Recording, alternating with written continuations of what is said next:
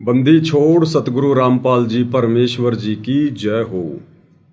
परम पिता परमात्मा सारी सृष्टि के सृजनहार कुल मालिक असंख्य ब्रह्मांडों के स्वामी जगत गुरु तीनों लोकों में प्रवेश करके सबका धारण पोषण करने वाले राजाधिराज आत्माधार नाथों के नाथ देवों के देव महादेव सर्वेश्वर महेश्वर मृत्युंजय अजरो अमर आदि अनादि सनातनी प्रभु जगत पिता जगदीश्वर श्री श्री 1008 की उपाधि के वास्तविक अधिकारी अकाल मूरत शब्द स्वरूपी राम वासुदेव सर्वगतम ब्रह्म परम पूज्य प्रथम पूज्य परम संत परम पुरुष परम धनी परम दयालु सत्य कबीर हक्का कबीर अल्लाहु कबीर अल्लाहु अकबर बाखबर अल्लाह ताला जगत के तारणहार जगत के मुक्तिदाता जगत के जगन्नाथ हारे के सहारे हिंदुओं के राम मुसलमानों के अल्लाह सिखों के वाहिगुरु ईसाइयों के मसीह दया के सागर दया निधि करुणा के सागर करुणा निधि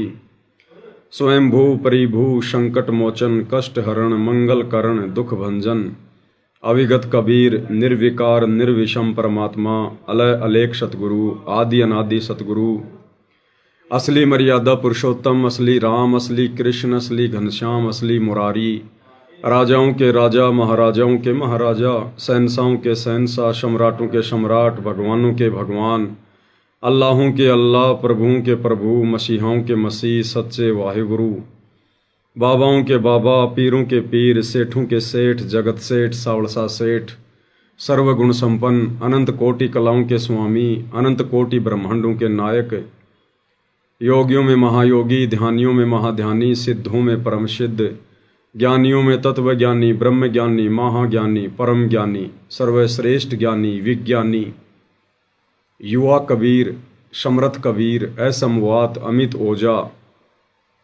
सच्चे रहनुमा करीम अल्लाह सुबहान अल्लाह दुनिया के अंतिम पैगंबर 8 सितंबर 1951 से गांव धनाना जिला सोनीपत हरियाणा भारतवर्ष की पावन भूमि पे प्रकट रियल कल्कि भगवान श्री नारायण साकार हरि श्री बाबा साहिब नूर अनंत परमात्मा सच्चे दरवेश सच्चे बाखबर संत श्रोमणी सतगुरु रामपाल जी परमेश्वर जी के चरण कमल में साध संगति से जुड़े हुए देश विदेश से आप और हम सभी सत्सेवक भाई बहनों का अनंत कोटि दंडवत प्रणाम।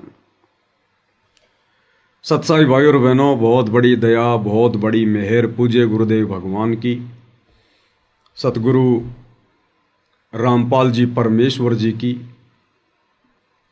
जिनके सानिध्य में उनके अमर तत्व ज्ञान को आधार बनाकर हर प्रकार से मर्यादाओं में रहकर संघर्ष करते हुए अपनी आत्मा के कल्याण हेतु दृढ़ता के साथ निरंतर भक्ति मार्ग पर आगे की ओर ही बढ़ रहे हैं।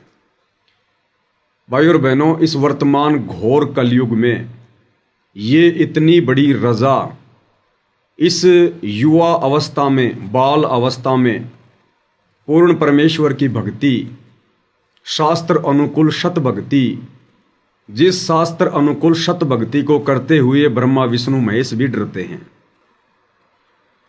क्योंकि इस भक्ति को सफल बनाने के लिए जो नियम है जो मर्यादा है उनको निभाने के लिए जीव को जीवित ही मरना पड़ता है, जीवित ही लोक लाज से पीछे हटना पड़ता है, मान बढ़ाई अहंकार दिखावे से पीछे हटना पड़ता है, राग द्वेष ईर्ष्या छल कपट निंदा इन सब से दूर हटना पड़ता है। नेक नीति ईमानदारी से हमने अपनी रोजी रोटी के लिए धंधा करना पड़ता है। किसी की भी आत्मा हमने शौपन में भी नहीं दुखानी होती है। किसी को ठगने का विचार शौपन में भी नहीं आना चाहिए। पर नारी को माँ बहन और बेटी की दृष्टि से देखना होता है। लड़ाई झगड़ों से दूर बैठना होता है। अपनी सुरती अपनी निरति अपना ध्यान अपने गुरुदेव के चरणों में रखना होता है और शरीर के प्रत्येक अंग का सदुपयोग, जैसे जिह्वा का उपयोग हमने सत्य भाषण करके सतगुरु के दिए गए मंत्रों का जाप करके सतगुरु की महिमा करके इसको सफल करना होता है, इसका सदुपयोग करना होता है। इन कानों से हमने ये दुनिया भर की निंदा चुगली नहीं सुननी होती है। ये दुनिया भर के फिल्मी गाने या अन्य ये जो अश्लील गाने हैं ये हमने नहीं सुनने होते हैं। यानी इतनी ढेर सारी मर्यादा, कदम कदम पर मर्यादा। तो इन मर्यादाओं को जिस दिन हम सही प्रकार से निभाने लग जाएंगे, उस दिन समझो हम संसार की तरफ से जीवित ही मर चुके हैं। और ये भाई और बहनों सबके बस की बात नहीं है। आदरणीय गरीबदास जी कहते हैं, सूली ऊपर सेज सुनो रे झुमकरा। यानी कबीर परमेश्वर की इस सतभक्ति को सफल करना ऐसा है जैसे सूली के ऊपर किसी ने अपनी सेज बिछा रखी हो। खांडे की धार है इस भक्ति को सफल करना। भक्ति तो हर कोई ले लेगा, भगत तो हर कोई बन जाएगा, कोई बड़ी बात नहीं है। बस नाम उपदेश लेना पड़ता है। हाथ में रक्षा सूत्र तो कोई भी बांध लेगा, गले में लॉकेट कोई भी लटका लेगा, लेकिन जब भक्ति को सफल करने की दिशा में आगे बढ़ने का समय आएगा तो अच्छे अच्छे सूरमा पीछे हट जाते हैं, अच्छे अच्छे सूरमा। तो भाई और बहनों, इस घोर कलयुग में सतगुरु की सत भक्ति और ऊपर से इसको सफल बनाने के लिए जिस कदर आप और हम सभी सत्सेवक भाई बहन निरंतर आगे बढ़ रहे हैं, ये कोई सामान्य बात नहीं है। आप और हमारे ऊपर गुरुदेव भगवान की कितनी रजा होगी, किस कदर उनकी दया दृष्टि होगी, हम इसका आंकलन भी नहीं कर सकते, आइडिया भी नहीं लगा सकते। जीव ये भक्ति कर ही नहीं सकता। इसीलिए परमात्मा कहते हैं, आप पे आरती आप पे साजे, आप पे किंगर आप पे बाजे, आप पे ताल झांझ झनकारा, आप नचे आप देखन हारा।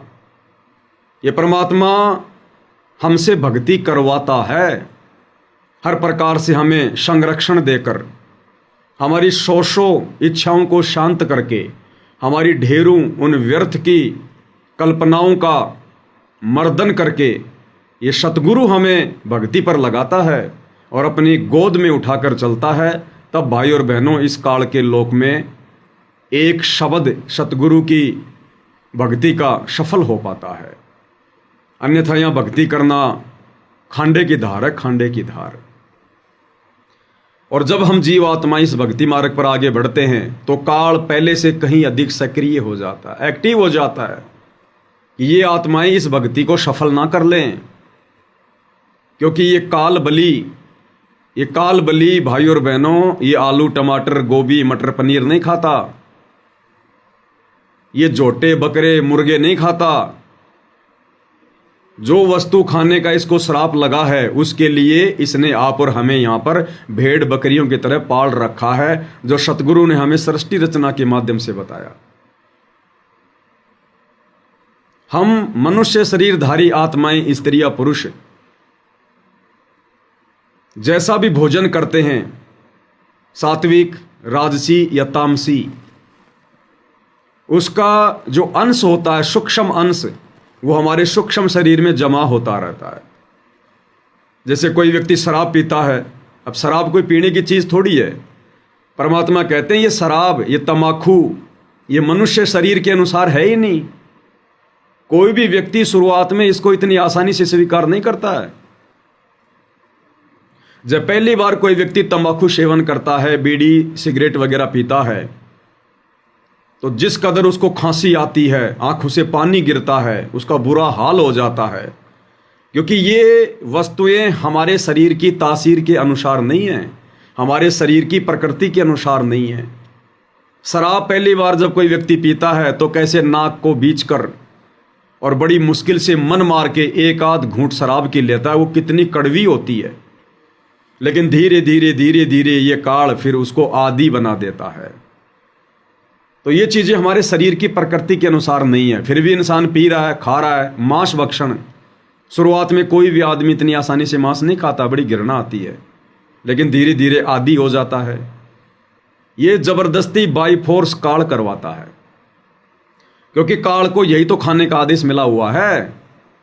सूक्ष्म शरीर की वासना, सूक्ष्म शरीर का मैल, सूक्ष्म शरीर की गंध, जो ये आप और हमारे से इस प्रकार की बुराइयां करवाकर, विषय विकारों में धकेल कर, नशे करवाकर, शराब पिलाकर और हमारे सूक्ष्म शरीर में वासना जमा करता रहता है। वो वासना खाने का, वो मैल खाने का, वो गंध खाने का इसको परमेश्वर कबीर देव सतगुरु रामपाल जी की तरफ से श्राप लगा हुआ है।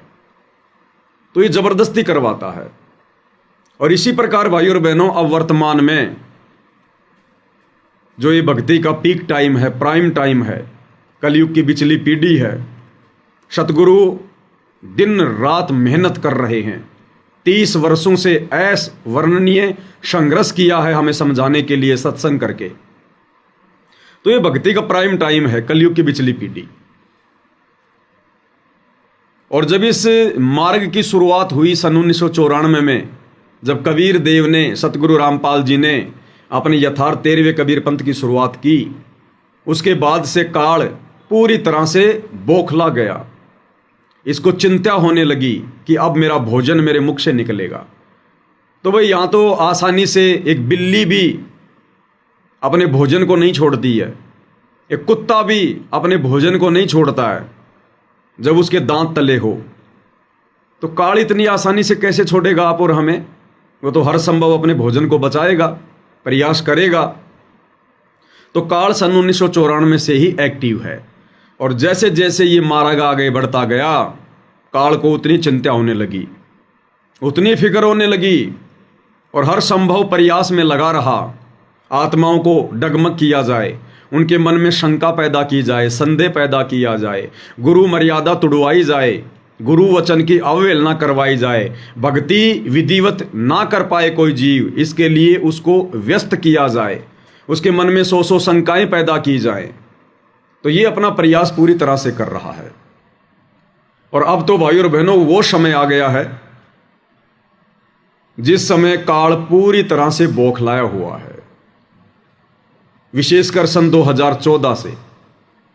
और काल पूरी तरह से एक्टिव हो चुका है, अपने अनेकों रूप बनाकर सतगुरु रामपाल जी परमेश्वर जी की संगत में जो जो भगत भाई बहन मर्यादा तोड़कर भक्ति करने का, भगत बनने का दिखावा कर रहे हैं, ढोंग कर रहे हैं, सूक्ष्म रूप में उनके हृदय में बैठा है, उनकी बुद्धि पर सवार है, और अन्य भगत भाई बहनों की भी मर्यादा तुड़वा रहा है, उनको भी भ्रमित करवा रहा है। और जब से सात संगतियां शुरू हुई है, तब से तो इसका हाल ही बेहाल हो गया कि यहां तो बिल्कुल प्योर सोल, प्योर आत्मा, शुद्ध आत्मा तैयार हो रही है। ये तो परमेश्वर की भट्ठी है, भट्ठी। तो भाई और बहनों, साध संगतियों को भी इतनी आसानी से आगे नहीं बढ़ने देगा। ये थोड़ी है कि हम साध संगति से जुड़ गए, पवन भगत जी के वीडियो देखने लग गए, गुरु जी की आरती उतारने लग गए, गुरु जी को भोग लगाने लग गए, तो बस हमारा तो हो गया बेड़ा पार। इस वहम में ना रहना भाई और बहनों। अंतिम श्वास तक हमने इसी प्रकार से जागरूक रहना पड़ेगा। परमात्मा कहते हैं, पाकी फसल देखकर गरबैयो मत किसान, अभी तो झोले बहुत हैं भाई, घर आले तब जान। किसान यदि अपने खेत में पकी हुई फसल को देखकर अभिमान करता है, घमंड करता है कि अब की बार तो मेरे जैसी फसल किसी की भी नहीं है, और अब की बार तो बढ़िया मकान बनाऊंगा, बच्चों की शादी करूंगा, फ्रिज लेके आऊंगा, मकान में एसी लगाऊंगा, मोटरसाइकिल लेके आऊंगा, अब की बार तो मेरे खेतों में जबरदस्त फसल लहरा रही है। तो परमेश्वर उस किसान का उदाहरण देकर आप और हमें भक्ति मार्ग पर समझा रहे हैं कि उस किसान को अभिमान नहीं करना चाहिए खेत में खड़ी हुई फसल को देखकर। अभी तो झोले बहुत हैं भाई, घर आले तब जान। अभी तो ना जाने कब आंधी चल जाए, कब भयंकर बारिश हो जाए, कब ओले गिर जाएं, कब क्या भूकंप आ जाए। जब तक वो फसल कट पिट के निकल कर और उनको बोरियों में और उनको उन कट्टों में बांध कर जब तक तू अपने घर पर ना रख ले, तब तक भाई तेरे को सचेत रहने की आवश्यकता है। तो भाइयों और बहनों, इसी प्रकार इस सत भक्ति मार्ग पर ठीक है, परमेश्वर ने हमें सत्य मिशन से जोड़ दिया, सत्य मार्ग से जोड़ दिया, साध संगति से जोड़ दिया। क्योंकि परमात्मा कहते हैं, साध की संगत सतगुरु की सेवा, अजर अमर घर पावे, और कहे कबीर सुनो रे गोरख, हम सबको तत्व भेद लखावें। लेकिन यहां पर तो पहले से भी ज्यादा सावधानियां बरतनी पड़ेंगी इस भक्ति को सफल करने के लिए। तो वर्तमान में भाइयों और बहनों कुछ एक घटनाएं जो दास के सामने आई है, परमात्मा की प्रेरणा से मेरी सेवा है, मेरी ड्यूटी है, हल्का फुल्का मैं आपको जानकारी दे दूं, आपको मैं परिचित करवा दूं ताकि आप धोखा खाने से बचें। तो दास के पास में फेसबुक पर कुछ पोस्ट आ रही हैं इस प्रकार की जो आप इस स्क्रीन पर देख रहे हैं। अब देखो आजकल मानव धर्मी भी बहुत हो गए, हजारों की संख्या में हो गए। दास तो हम सब थे ही पहले, और अब मानव धर्मी भी बहुत हो गए, और ये लोगो लगाने वालों की भी संख्या बहुत ज्यादा बढ़ गई है।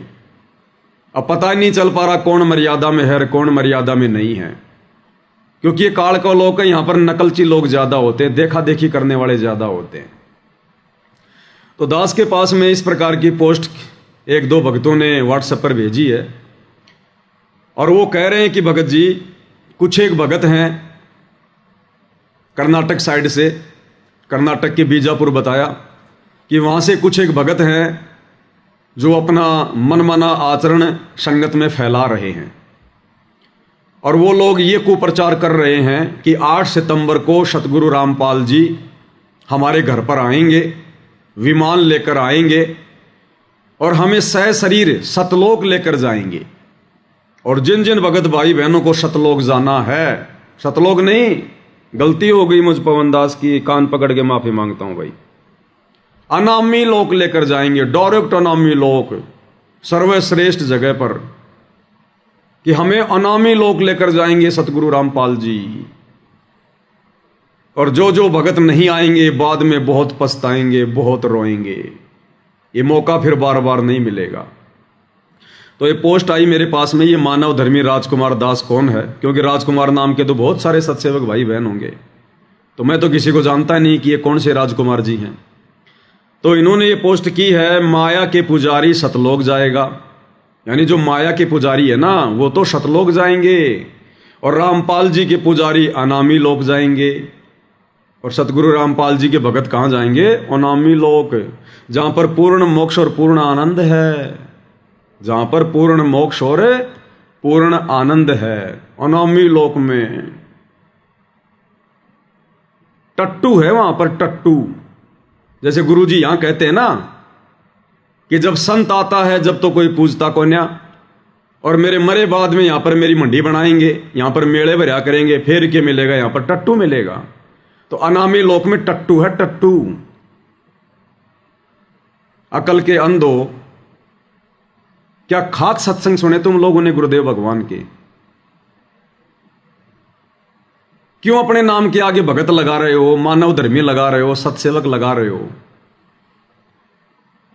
जिन जिन लोगों के इस प्रकार के विचार हैं वो दुनिया के सबसे बड़े गधे हैं, सबसे बड़े गधे। वो तो सतलोक आश्रम वालों से भी गिरे हुए हैं, गिरे हुए, मंदबुद्धि। अनामी लोक जाओगे, क्या है अनामी लोक में? क्या सत्संग सुने तुमने? अनामी लोक में सृष्टि है क्या? अरे परमात्मा क्या कहते हैं, लोक अनामी जावेगी वहां कोन्या मिले चौबारे। चौबारे यानी मकान, महल। अनामी लोक में सृष्टि नहीं है। लोक अनामी जावेगी वहां कोन्या मिले चौबारे, आत्मा और परमात्मा वहां कोन्या रहते न्यारे। यानी उस अनामी लोक में जाने के बाद में परमात्मा आत्मा का अस्तित्व सदा सदा के लिए समाप्त कर देता है। फिर आनंद क्या खाक भोगोगे तुम? जिस शब्द से परमेश्वर ने हमें प्रथम बार सतलोक में उत्पन्न किया था, उसी शब्द में परमात्मा अनामी लोक में ले जाकर आत्मा को वापस अपने शरीर में समा लेता है। फिर क्या खाक आनंद मनाओगे तुम वहां पर? टट्टू आनंद लोगे तुम वहां पर? अनामी लोक में केवल परमेश्वर अकेले रहते हैं, केवल परमेश्वर अकेले। और उनका जो रूप है वो निराकार और साकार से भी भिन्न है। ना उनको आकार में कह सकते, ना उनको साकार में कह सकते। निराकार और साकार से भिन्न जो अवस्था है उसमें रहते हैं परमात्मा, कबीर देव, सतगुरु रामपाल जी। सिर्फ अकेले, वहां सृष्टि नहीं है। सुना तुमने कभी किसी सत्संग में सृष्टि रचना में? कि अनामी लोक में सृष्टि है। अरे वाणी क्या कह रही है? लोक अनामी जावे गावा कोन्या मिले चौबारे। चौबारे यानी महल, वहां सृष्टि नहीं है। सृष्टि केवल नीचे के 3 लोकों में है। और सात संगति के माध्यम से जब वीडियो बन रहे थे पुस्तकों के ऊपर, तो भक्ति और भगवान पुस्तक में परमात्मा ने हमें क्या बताया कि जिस आत्मा को परमात्मा ने एक बार उत्पन्न कर दिया और जिन लोकों को परमात्मा ने एक बार उत्पन्न कर दिया, अनामी लोक से नीचे के 3 लोक जिनको परमेश्वर ने उत्पन्न किया है, उनको परमात्मा कभी भी नष्ट नहीं करेगा। यानी आत्मा को परमात्मा कभी अनामी लोक लेकर ही नहीं जाएगा। ये परमेश्वर का वचन है। आत्मा को परमात्मा ने अजरो अमर कहा है, अविनाशी कहा है। तो एक तरफ तो परमात्मा ने आत्मा को अविनाशी कह दिया, फिर अविनाशी आत्मा को परमात्मा नष्ट कैसे करेगा भाई? फिर तो भगवान का वचन ही झूठा हो गया। इसलिए गुरुदेव ने उस पुस्तक में बताया कि परमेश्वर ने नीचे के 4 लोकों को, यानी जो अनामी लोक है वो तो है ही है अविनाशी, और जो नीचे के 3 लोक परमात्मा ने जो और रचे, अगम लोक, अलख लोक और शतलोक, इनको भी परमात्मा ने अजरो अमर बनाया है, अविनाशी की संज्ञा दी है, और आत्मा भी अविनाशी। तो ये नीचे के 3 लोक यानी टोटल 4 लोक मान लो, और ये जितनी भी आत्माएं परमात्मा ने उत्पन्न की हैं, इनको परमात्मा कभी भी नष्ट नहीं करेगा, कभी भी। ये अखंड हैं। अब यहां से जाने के बाद फिर हम कभी भी, और परमेश्वर की सृष्टि तो कभी नष्ट होती नहीं, अविनाशी उसी को कहते हैं। अब इस काल लोक से यदि हम चले जाते हैं हिम्मत करके, संघर्ष करके, मर्यादाओं में रहकर, तो सीढ़ी दर सीढ़ी फिर हम ऊपर चढ़ेंगे, ऊपर के 3 लोकों में। पहले शतलोक में, फिर अलख लोक में, फिर अनामी लोक में।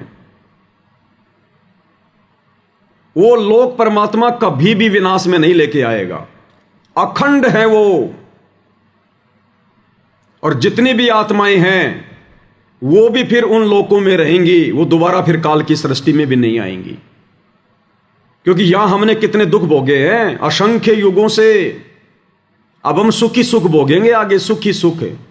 अब यहां से तो दुख भोग के जा रहे हैं, और वहां जाके परमात्मा हमारे को अनामी लोक में जाके नष्ट कर देगा, आत्मा का अस्तित्व समाप्त कर देगा।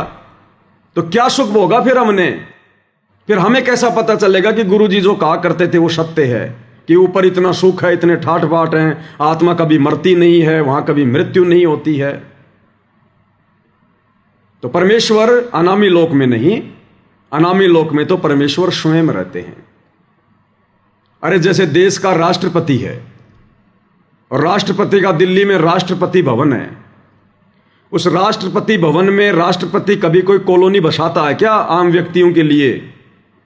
आम जनता के लिए कभी कोई स्कीम काटता है क्या? कोई मकान बनाता है क्या? उस राष्ट्रपति भवन में केवल राष्ट्रपति रहता है।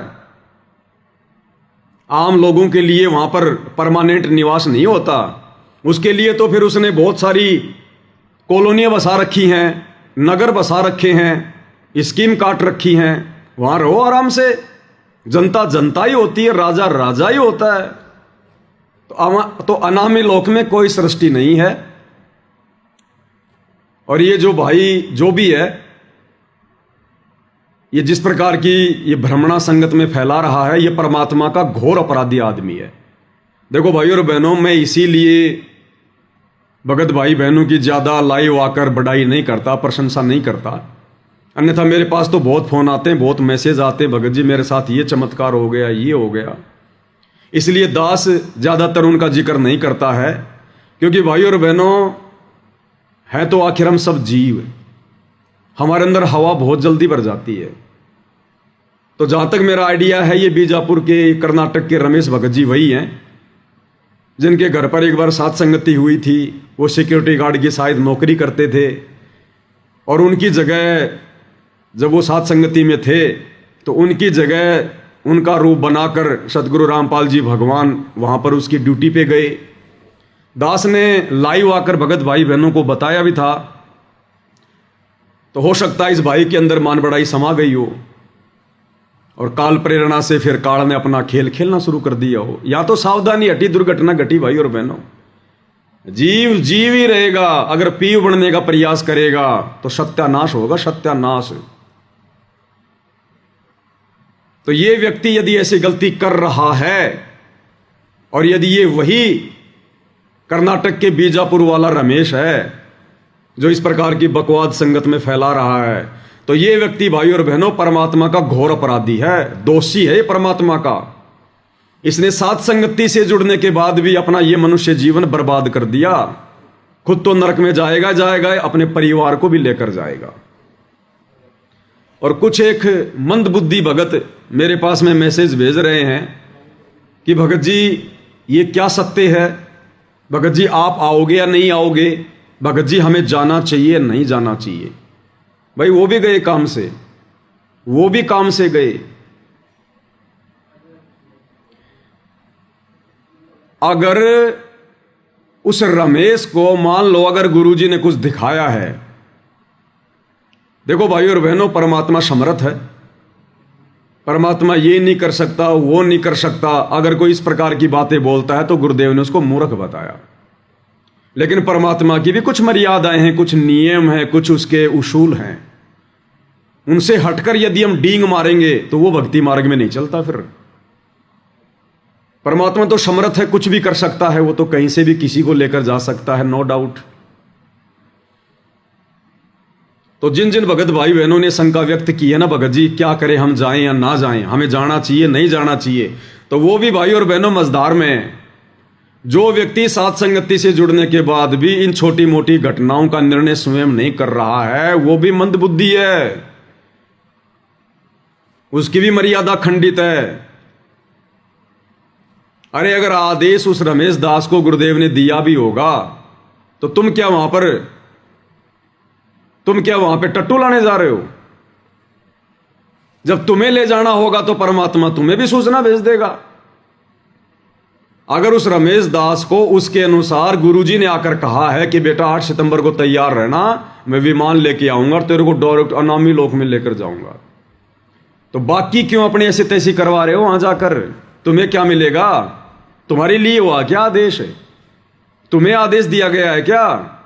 तुम क्यों भेड़ चाल में भग रहे हो? तुम क्यों देखा देखी में भग रहे हो? तो जिस व्यक्ति ने इस ज्ञान विरुद्ध इस पोस्ट को पढ़कर अगर मन में भी धारणा बना ली कि मैं जाऊंगा, जिसके मन में इतना भी दोष आ गया, विचार आ गया, वो व्यक्ति भी इस जन्म में मोक्ष प्राप्त नहीं कर सकता। ये परीक्षा चल रही है हमारी कदम कदम पे। अभी देखा नहीं तुमने इस हार में किस प्रकार से परमात्मा ठोक ठोक के परीक्षा ले रहा है? तो ये परीक्षा ही है ये वाली भी, जो ये पोस्ट आई है संगत में। ये पाखंड, ये आडंबर, ये ढोंग, ये षड्यंत्र, ये काल अब कदम कदम पे रचेगा।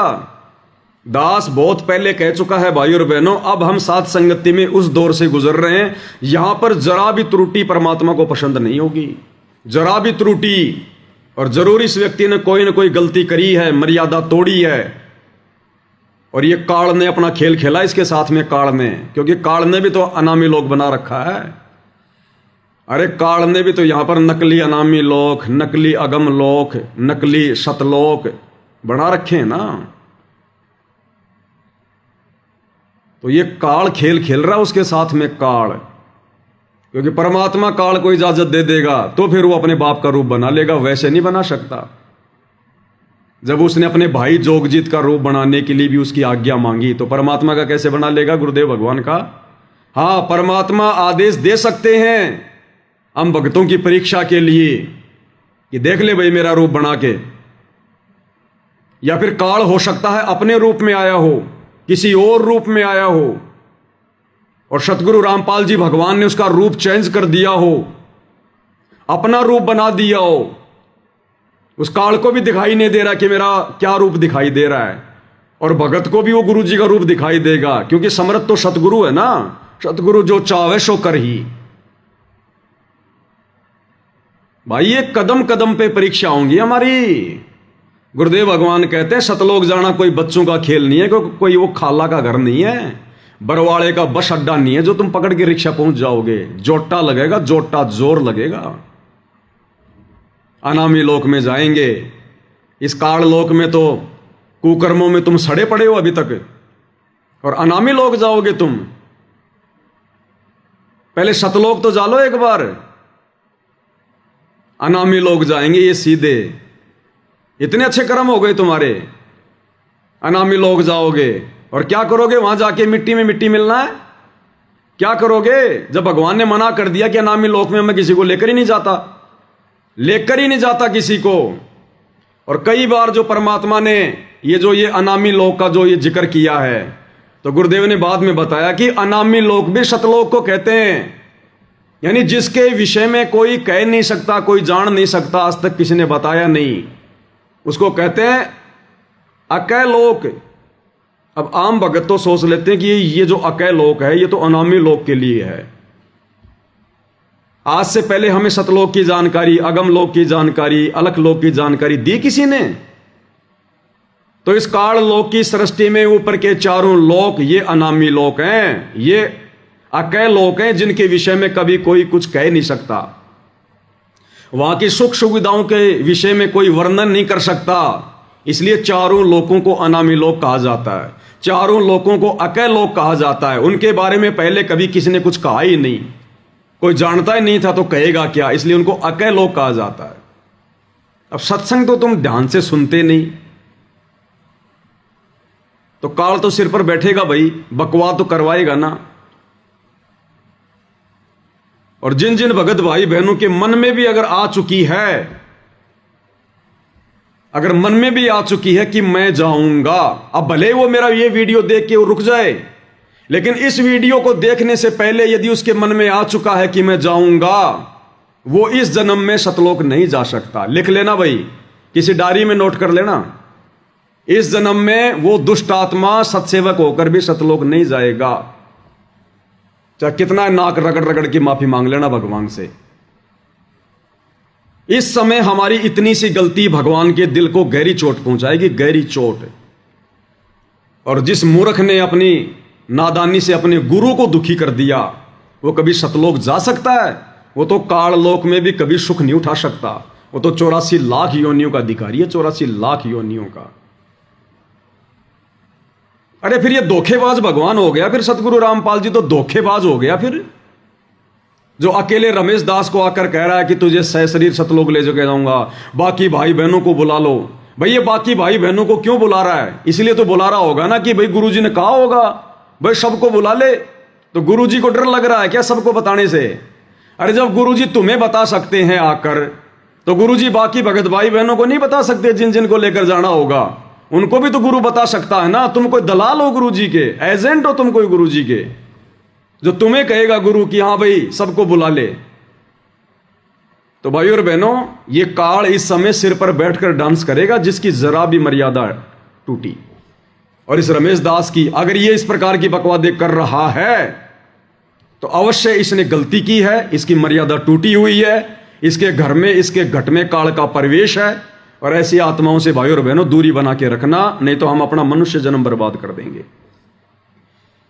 हमें तो गुरुजी ने कभी इस प्रकार की विधि नहीं बताई, 30 साल हो गई, कभी गुरुजी ने नहीं कहा कि भाई मैं ऐसे चुपके चुपके आऊंगा और उस भगत के माध्यम से फिर मैं तुम्हें संदेशा दिलाऊंगा कि आ जाओ आ जाओ, तुम्हें अनामी लोक लेकर जाऊंगा। हमें तो कभी नहीं कहा गुरुजी ने कि मैं तुम्हें अनामी लोक लेकर जाऊंगा। हमें तो केवल गुरुजी सतलोक तक की जानकारी दे रहे हैं और कह रहे सबसे पहले हम यहां से सतलोक जाएंगे। सतलोक में फिर तुम्हारी इच्छा है ऊपर जाओ या ना जाओ, बाकी सतलोक में फिर तुम्हें कोई कष्ट नहीं है, कोई दिक्कत नहीं है, वहां कोई मृत्यु नहीं है, किसी चीज का अभाव नहीं है, कोई बुढ़ापा नहीं है, कोई रोग नहीं है। फिर आगे तुम्हारी मर्जी भाई, अगर आगे जाओगे तो आगे की तुम्हें भक्ति दे दी जाएगी। हमें तो कभी नहीं कहा गुरुजी ने किसी भी सत्संग में कि भाई तुम्हें डायरेक्ट अनामी लोक लेकर जाऊंगा। और ये इस प्रकार की घटिया पोस्ट डाल के कि माया के पुजारी सतलोक जाएगा। अरे माया के पुजारी कभी सतलोक जाएंगे क्या मूर्ख आदमी? अरे माया का पुजारी कभी सतलोक जा सकता है क्या? ये टोटल भाई और बहनों काल बैठा उसके सिर पे काल है। तो उसने तो अपना जीवन बर्बाद किया ही किया। और जिन जिन आत्माओं के मन में ये आ चुका है मेरा ये वीडियो देखने से पहले कि हम भी जाएंगे, वो आत्माएं भी अपना ये जन्म बर्बाद कर चुकी हैं, ये फाइनल मान लेना। तो ये कुछ बकवादे हैं भाई और बहनों जो आपके सामने पेश करनी जरूरी थी। और हो सकता है भाई और बहनों मान लो इसको परमात्मा उस दिन आकर ले भी जाएं, लेकिन आप और हमने फिर भी इस प्रकार की बकवादों में नहीं पड़ना है। जब तक गुरुजी हमसे आकर कोई बात ना कहें, जब तक हमें आकर कोई आदेश ना दें, और जब तक हम उनके द्वारा बताई गई विधि अनुसार ये कन्फर्म नहीं कर लें कि ये मेरा गुरु है या फिर मेरा गुरु मेरी परीक्षा ले रहा है या मेरे गुरु ने अपना रूप इस काल को दे दिया मेरी परीक्षा के लिए, जब तक ये कन्फर्म ना हो जाए तब तक भाई और बहनों हमने केवल उसी विधि से सतलोक जाने की तैयारी करनी है जो विधि गुरुदेव ने पिछले 30 वर्षों से अपने सत्संगों में बताई है। केवल उसी विधि से। ये काल का लोक है, ये छोड़ेगा नहीं। अंत समय में भी मर्यादा तुड़वा देगा किसी न किसी बहाने, किसी न पॉइंट पर मन में शंका पैदा कर देगा। इसलिए परमात्मा कहते हैं यो गुरु ज्ञान विज्ञान वाणी जीवित ही जग में मरो, यानी संसार की तरफ से जीवित मर जाओ। संसार किसका? काल का। ना हमने कोई काल की बातों पे ध्यान देना, ना हमने काल के पुजारियों की बातों पे ध्यान देना। अपने सतगुरु के प्रत्येक वचन को सत्य मानकर आगे बढ़ना है भक्ति मार्ग पर। और जैसे जैसे हम अब आगे की ओर बढ़ेंगे 2028 युग परिवर्तन, तैसे तैसे ये काल भाई और बहनों ना जाने क्या क्या परपंच रचेगा, क्या क्या षड्यंत्र रचेगा। अभी तो देखते जाओ आप, अभी तो ढंग से शुरुआत है। अभी आगे आगे देखते जाओ क्या क्या होता है। कितने लोग साथ संगति में डटे रहेंगे। जब परीक्षाएं होंगी ना तब देखना। परमात्मा कहते हैं भक्ति भाव भादो नदी सबे चले गहराए और सरिता सोई जानिए जो जेठ मास ठहराए। अभी भक्ति का जेठ मास आया नहीं है। जब वो जेठ मास आएगा, प्यास सताएगी, गले सूखेंगे, तब पता चलेगा हम कहां कहां भगेंगे, क्या क्या होगा हमारे साथ में। अभी तो परमात्मा हमारी बहुत मदद कर रहा है, बहुत सहयोग दे रहा है। अभी तो हमें ज्ञान और भक्ति से दृढ़ कर रहा है। और जब वो परीक्षा लेगा ना ठोक ठोक के बजा बजा के, तब पता चलेगा उसके असली हीरे मोतीलाल कौन है। तो ये ज्ञान आधार बिल्कुल भी नहीं है। जो ये घटिया पोस्ट सोशल मीडिया पर कुछ एक नादान भगत वायरल कर रहे हैं, वो अपना जीवन बर्बाद कर चुके हैं। और भाई आगे किसने क्या करना है ये अपना डिसीजन खुद ले लेना। हमेशा तुम्हें भगत भाई बहन नहीं समझाएंगे। अगर तुम यहां पर भी डगमग हो रहे हो और जब ये स्थूल शरीर छोड़कर त्रिकुटी की यात्रा करोगे, तुम क्या खाक जाओगे तुम त्रिकुटी पर। 14 करोड़ तो छोड़ो, तुम्हें एक भी यम का दूध दिखाई दे गया तुम्हारी टट्टी पेशाब निकल जाएगी। अगर तुम्हारी यही अगर तुम्हारी अज्ञानता रही तो भाई अपना अपना स्टैंड क्लियर कर लेना। उसके बाद भाई और बहनों दूसरी जो घटना है, एक ये पीला पर्चा है, आप सभी भगत भाई बहनों के सामने है। सतलोक आश्रम मैनेजमेंट हरियाणा ने इसको 15 अगस्त 2025 को वायरल किया है, क्योंकि गुरुदेव भगवान के आशीर्वाद से जब दास 12 अगस्त 2025 को अपने 2 भगत भाइयों के साथ मनोज दास और मुकेश दास के साथ अपनी इशार की तारीख पर गया था, और जिस प्रकार वहाँ सतलोक आश्रम मैनेजमेंट हरियाणा के मीडिया प्रभारी डॉक्टर चांद राठी और बसंत सैनी गांव गांद्रा जिला रोहतक हरियाणा वाले ने जो ज्ञान विरुद्ध निंदनीय घटिया हरकत की है, कुछ भक्तों को साथ में लेकर एक किराए की लड़की लाकर, उस घटना के बाद में उस पेट्रोल पंप से दास ने जो सीसीटीवी वीडियो लिया और दास ने जब उसको दास के फेसबुक पेज पवन दास इस लाइव के ऊपर डाला, तो गुरुदेव भगवान के आशीर्वाद से आज तीसरा ही दिन है और तीसरे दिन में कम से कम 60 लाख लोगों ने देख लिया। 60 लाख लोगों ने, बड़ी तेजी से वो वीडियो वायरल हुआ मालिक के आशीर्वाद से। तो मैनेजमेंट हरियाणा पूरी तरह से बौखला रहा है। इनका मानसिक संतुलन दिन ब दिन बिगड़ता जा रहा है, क्योंकि भक्ति के ये निकट भी नहीं है। बकवाद काल इनसे जी भर के करवा रहा है। सतगुरु का आशीर्वाद इनके सिर से हट चुका है। अब ये भी अपनी अंतिम यात्रा की तरफ है, अंतिम यात्रा की तरफ। इनको बकवादों के अलावा कुछ भी नहीं सूझेगा अब आगे आगे, और ऐसे ही इन लोगों का सत्यानाश होगा धीरे धीरे मालिक के विधान अनुसार। तो इन्होंने आनन फानन में एक पीला पर्चा निकाला है। मुझे तो हंसी आई भाई और बहनों इसको पढ़ के। मान ने मान, मैं तेरा मेहमान, जबरदस्ती के पीले पर्चे निकाल रहे हैं, जबरदस्ती के। और क्या लिखा है? दिनांक 15 अगस्त 2025, समय 9:40 रात्रि। सभी भगतात्माओं से प्रार्थना है कि सतगुरुदेव जी का आदेश आया है। बिना सतगुरु के आदेश के तो ये बाथरूम करने भी नहीं जाते, इतने आज्ञाकारी हैं आश्रम वाले। बिना सतगुरु की आज्ञा के तो ये पैंट के नीचे ये चड्डी भी नहीं पहनते। पहले गुरुजी से पूछते हैं कि गुरुजी आज मैं कौन सी चड्डी पहनूं। इतने आज्ञाकारी भगत हैं ये। तो कह रहे हैं गुरुदेव का आदेश आया है। अब बताओ गुरुजी को कैसे पता चला? भाई गुरुजी तो जेल में बैठे हुए हैं। अरे गुरुजी तो जेल में बैठे हुए हैं। अब जेल में ना तो मोबाइल की व्यवस्था होती है ना कुछ और, तो गुरुजी को कैसे पता चल गया? कहते हैं गुरुजी का आदेश आया है। भाई गुरुजी कोई भी बात बताएंगे तो इसी आधार पर बताएंगे कि मेरे को मेरे परिवार ने बताई हो, या जो भगत मिलाई पर जाता है उसने बताई हो। उस आधार से फिर गुरुजी आदेश दे सकते हैं, अन्यथा गुरुजी को क्या पता? बताओ भाई। गुरुजी तो एक आम संत की लीला कर रहे हैं, वे तो अंतर्यामी हैं, जानी जान है, लेकिन अपनी शक्तियों का परमात्मा तुम नालायकों की तरह दुरुपयोग नहीं करते। तो गुरुजी को किसने बताया होगा? गुरुजी के परिवार ने बताया होगा, जो मिलाई पर जाते हैं उन्होंने बताया होगा। तो आदेश ये गुरुजी का कहां हो गया? आदेश तो मिलाई पर जाने वाले भक्तों का है, जो उन्होंने गुरुजी को आदेश दिया। उन्होंने गुरुजी को आदेश दिया कि गुरुजी अब तुम भी ऐसा ही आदेश दे दो जो हमने आपको बताया है। तो कह रहे गुरुजी का आदेश आया है। क्या आदेश है? सतगुरुदेव जी का आदेश आया है कि गुरुद्रोहियों ने एक अन्नपूर्णा मुहिम संत रामपाल जी महाराज जी के सानिध्य में नामक व्हाट्सएप ग्रुप बनाया हुआ है। वे इस ग्रुप में भक्तों को जोड़ रहे हैं और फ्रॉड करके भक्तों से पैसे ले रहे हैं। अरे हम सत्सेवक तो थूकते हैं तुम्हारी अन्नपूर्णा मुहिम के पैसों पर, थूकते हैं। थूक के बताऊं क्या? अरे थूक के बताऊं क्या? ये परमात्मा की सेवा का कमरा, थूक नहीं सकता, नहीं तो अभी तुम्हें थूक के बताता। ये पवन दास और मेरे सत्सेवक भाई बहन जो परमेश्वर के प्रति समर्पित हैं, अरे सतलोक आश्रम मैनेजमेंट हरियाणा वालों, तुम्हारे भक्तों के और तुम्हारी ये अन्नपूर्णा मुहिम जैसी घटिया मुहिम के पैसों की तरफ हम तो थूकते भी नहीं है। ये हराम की कमाई, ये पाप की कमाई, ये झूठ और फरेब की कमाई, हम सत्सेवक तो पेशाब भी नहीं करते इसके ऊपर, पेशाब भी। वे इस ग्रुप में भक्तों को जोड़ रहे हैं और फ्रॉड करके पैसे ले रहे हैं। गुरु द्रोहियों द्वारा बनाए हुए इस प्रकार के किसी भी ग्रुप में किसी भी भगत आत्मा ने नहीं जुड़ना है। किसी भी व्हाट्सएप ग्रुप में जुड़ने के लिए किसी भी अपरिचित व्यक्ति का लिंक आता है तो जुड़ने से पहले अपने कोऑर्डिनेटर सेवादार से अवश्य संपर्क करें। कर लेना भैया, जैसा कह रहे हैं वैसा कर लेना। ना तो हम सत्सेवकों ने ऐसा कोई ग्रुप बनाया, ना हम ऐसा कोई ग्रुप बनाते, और ना ऐसी पाप की और हराम की कमाई जो गुरु का परिवार खा रहा है, ये सतलोक आश्रम मैनेजमेंट हरियाणा डकार रहा है। हम सत्सेवक तो थूकते भी नहीं है, ऐसी कमाई पर थूकते भी नहीं है।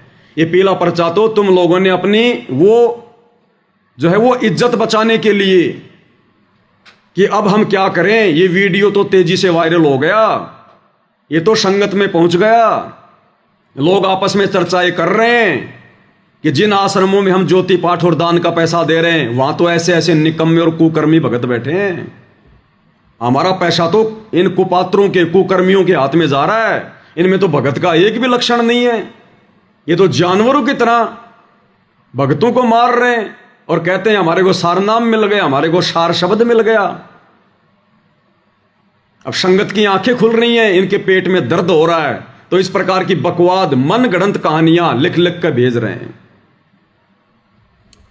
फिर इसी का नीचे का दूसरा पर्चा है, उसमें इन्होंने क्या लिखा है, ये है, इसमें इन्होंने रेफरेंस दिया है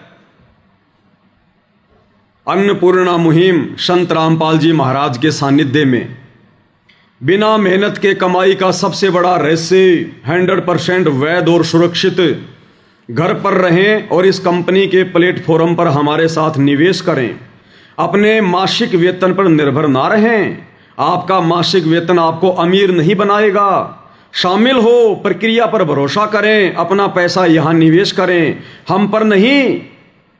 कृपया यहां घोटालेबाजों को स्वीकार ना करें। विश्वसनीय क्रिप्टो ट्रेडिंग निवेश कंपनी, निवेश योजना 5,500 का निवेश करें और 24 घंटों के भीतर 55,000 प्राप्त करें।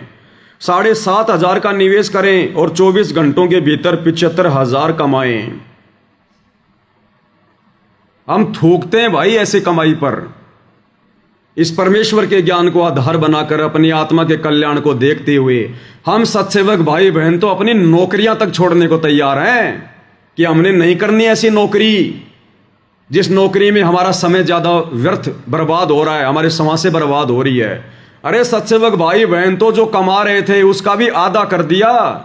नौकरियां छोड़ छोड़ के अपना छोटा मोटा धंधा कर रहे हैं कि भक्ति करेंगे। भक्ति ये गुलामी करते हुए तो असंख्य युग हो गए, मैं असंख्य युग। और तुम क्या घटिया यहां पर ये प्रक्रिया भेज रहे हो कि सत्सेवकों ने ग्रुप बनाया है और रातों रात 5,000 रुपए लगाओगे तो 25,000 पाओगे, 7,500 लगाओगे तो 70,000 पाओगे। ये घटिया कर्म, ये घटिया सोच, ये तुम लोगों की अपनी खुद की है, केवल सत्सेवकों को बर्बाद करने के लिए, सत्सेवकों को बदनाम करने के लिए। तो ना तो हम भाई और बहनों बर्बाद होने वाले, क्योंकि जिसको आबाद करने वाला पूर्ण परमात्मा हो उसको बर्बाद कौन कर देगा। और बदनामी की हमें फिक्र नहीं, हमें चिंता नहीं। जब हमारा बाप हिसार जेल में बैठा है और जेल में बैठे हुए व्यक्ति की क्या इज्जत होती है यहां पर हम सबको पता है। तो जब हमारा बाप बेइज्जत होकर दुनिया की नजरों में जेल में बैठा है तो हम गधे इस संसार में इज्जत प्राप्त करके 84 में जाएंगे क्या? हम सत्सेवक इज्जत के ठेकेदार नहीं हैं। तो ये घटिया और निंदनीय ये पीला पर्चा, और तो तुम्हारे पास में कोई है नहीं जवाब। बुद्धि पे तुम्हारे काल बैठा हुआ है। ये घटिया इल्जाम लगाने के सिवा क्या तुम्हारे पास में? अरे जब तुम हिसार में, वो तुम्हारा बसंत सैनी जो इन आश्रमों में पाठ करता है, जब वो एक किराए की लड़की पकड़ के ला सकता है मुझ पवन दास पर लड़की का झूठा आरोप लगाने के लिए, तो ये व्हाट्सएप पे ग्रुप बना बना के डालना, हमारे को बदनाम करने की साजिश करना, ये कौन सी बड़ी बात है? उस लड़की वाले कुक्रम के आगे तो ये कुछ भी नहीं है। चाहे दिन में 50 ग्रुप बना के और हम सत्सेवकों को तुम बदनाम करो। तो भाई और बहनों, जब इंसान का जब पतन होना शुरू हो जाता है ना, तो उसकी बुद्धि काम करना छोड़ देती है। विनाशकालीन विपरीत बुद्धि हो जाती है उसकी। तो आगे आगे अब इन लोगों के साथ में यही होगा। और देख लेना भाई और बहनों इसका अंजाम। जो इन्होंने गुरुदेव भगवान की भक्ति और मर्यादाओं की 2014 के बाद से जो ये धज्जियां उड़ाई है ना, जो गुरुदेव भगवान की छाती पर इन्होंने जो ये कुठाराघात किया है ना, जितना दुख उनको दिया है, जितने आंसू उनकी आंखों से इन्होंने गिराए हैं, उसका परिणाम देख लेना भाई और बहनों। परमात्मा कुछ नहीं कहेगा, लेकिन उनका विधान काम करेगा। उनका विधान, इनकी दुर्गति देखकर लोग भक्ति से किनारा कर लेंगे। भक्ति से किनारा इनका वो समय आएगा थोड़े दिनों बाद में। ये काल चक्कर शुरू हो चुका है अब। तो ये इनकी मनमानी बकवाद है भाई और बहनों। आप सभी भाई बहनों को सूचित करना जरूरी होता है दास ने, क्योंकि दास की परमात्मा ने यही ड्यूटी लगाई है। अब भाई और बहनों, हम पूज्य गुरुदेव भगवान के सत्संगों के ऊपर चलते हैं, क्योंकि सत्संगों से हमें जानकारी मिलेगी और जानकारी से हम सावधान रहेंगे, अपनी मर्यादाओं को बचा पाएंगे, अपनी भक्ति को सफल कर पाएंगे। तो दास के पास में जो शॉर्ट वीडियो लगभग 1500 की संख्या में है, हम शॉर्ट वीडियो के ऊपर समझने का प्रयास करेंगे जो गुरुदेव भगवान हमें समझाना चाहते हैं। और परमेश्वर इस वीडियो में कह रहे हैं कि बच्चों, इस मां के पेट में ये प्राणी 9 महीने जो कष्ट भोगता है, ऊपर को पैर, नीचे को सिर, और साथ में वो जठराग्नि जिसके तापमान का कोई आइडिया नहीं है। लोहा पिघलाने की जो फैक्ट्री होती है ना, उससे भी सैकड़ों गुना ज्यादा तापमान इस परमेश्वर के द्वारा बनाए गए इस शरीर में जठराग्नि में होता है, जठराग्नि में। ये परमेश्वर की रचना है।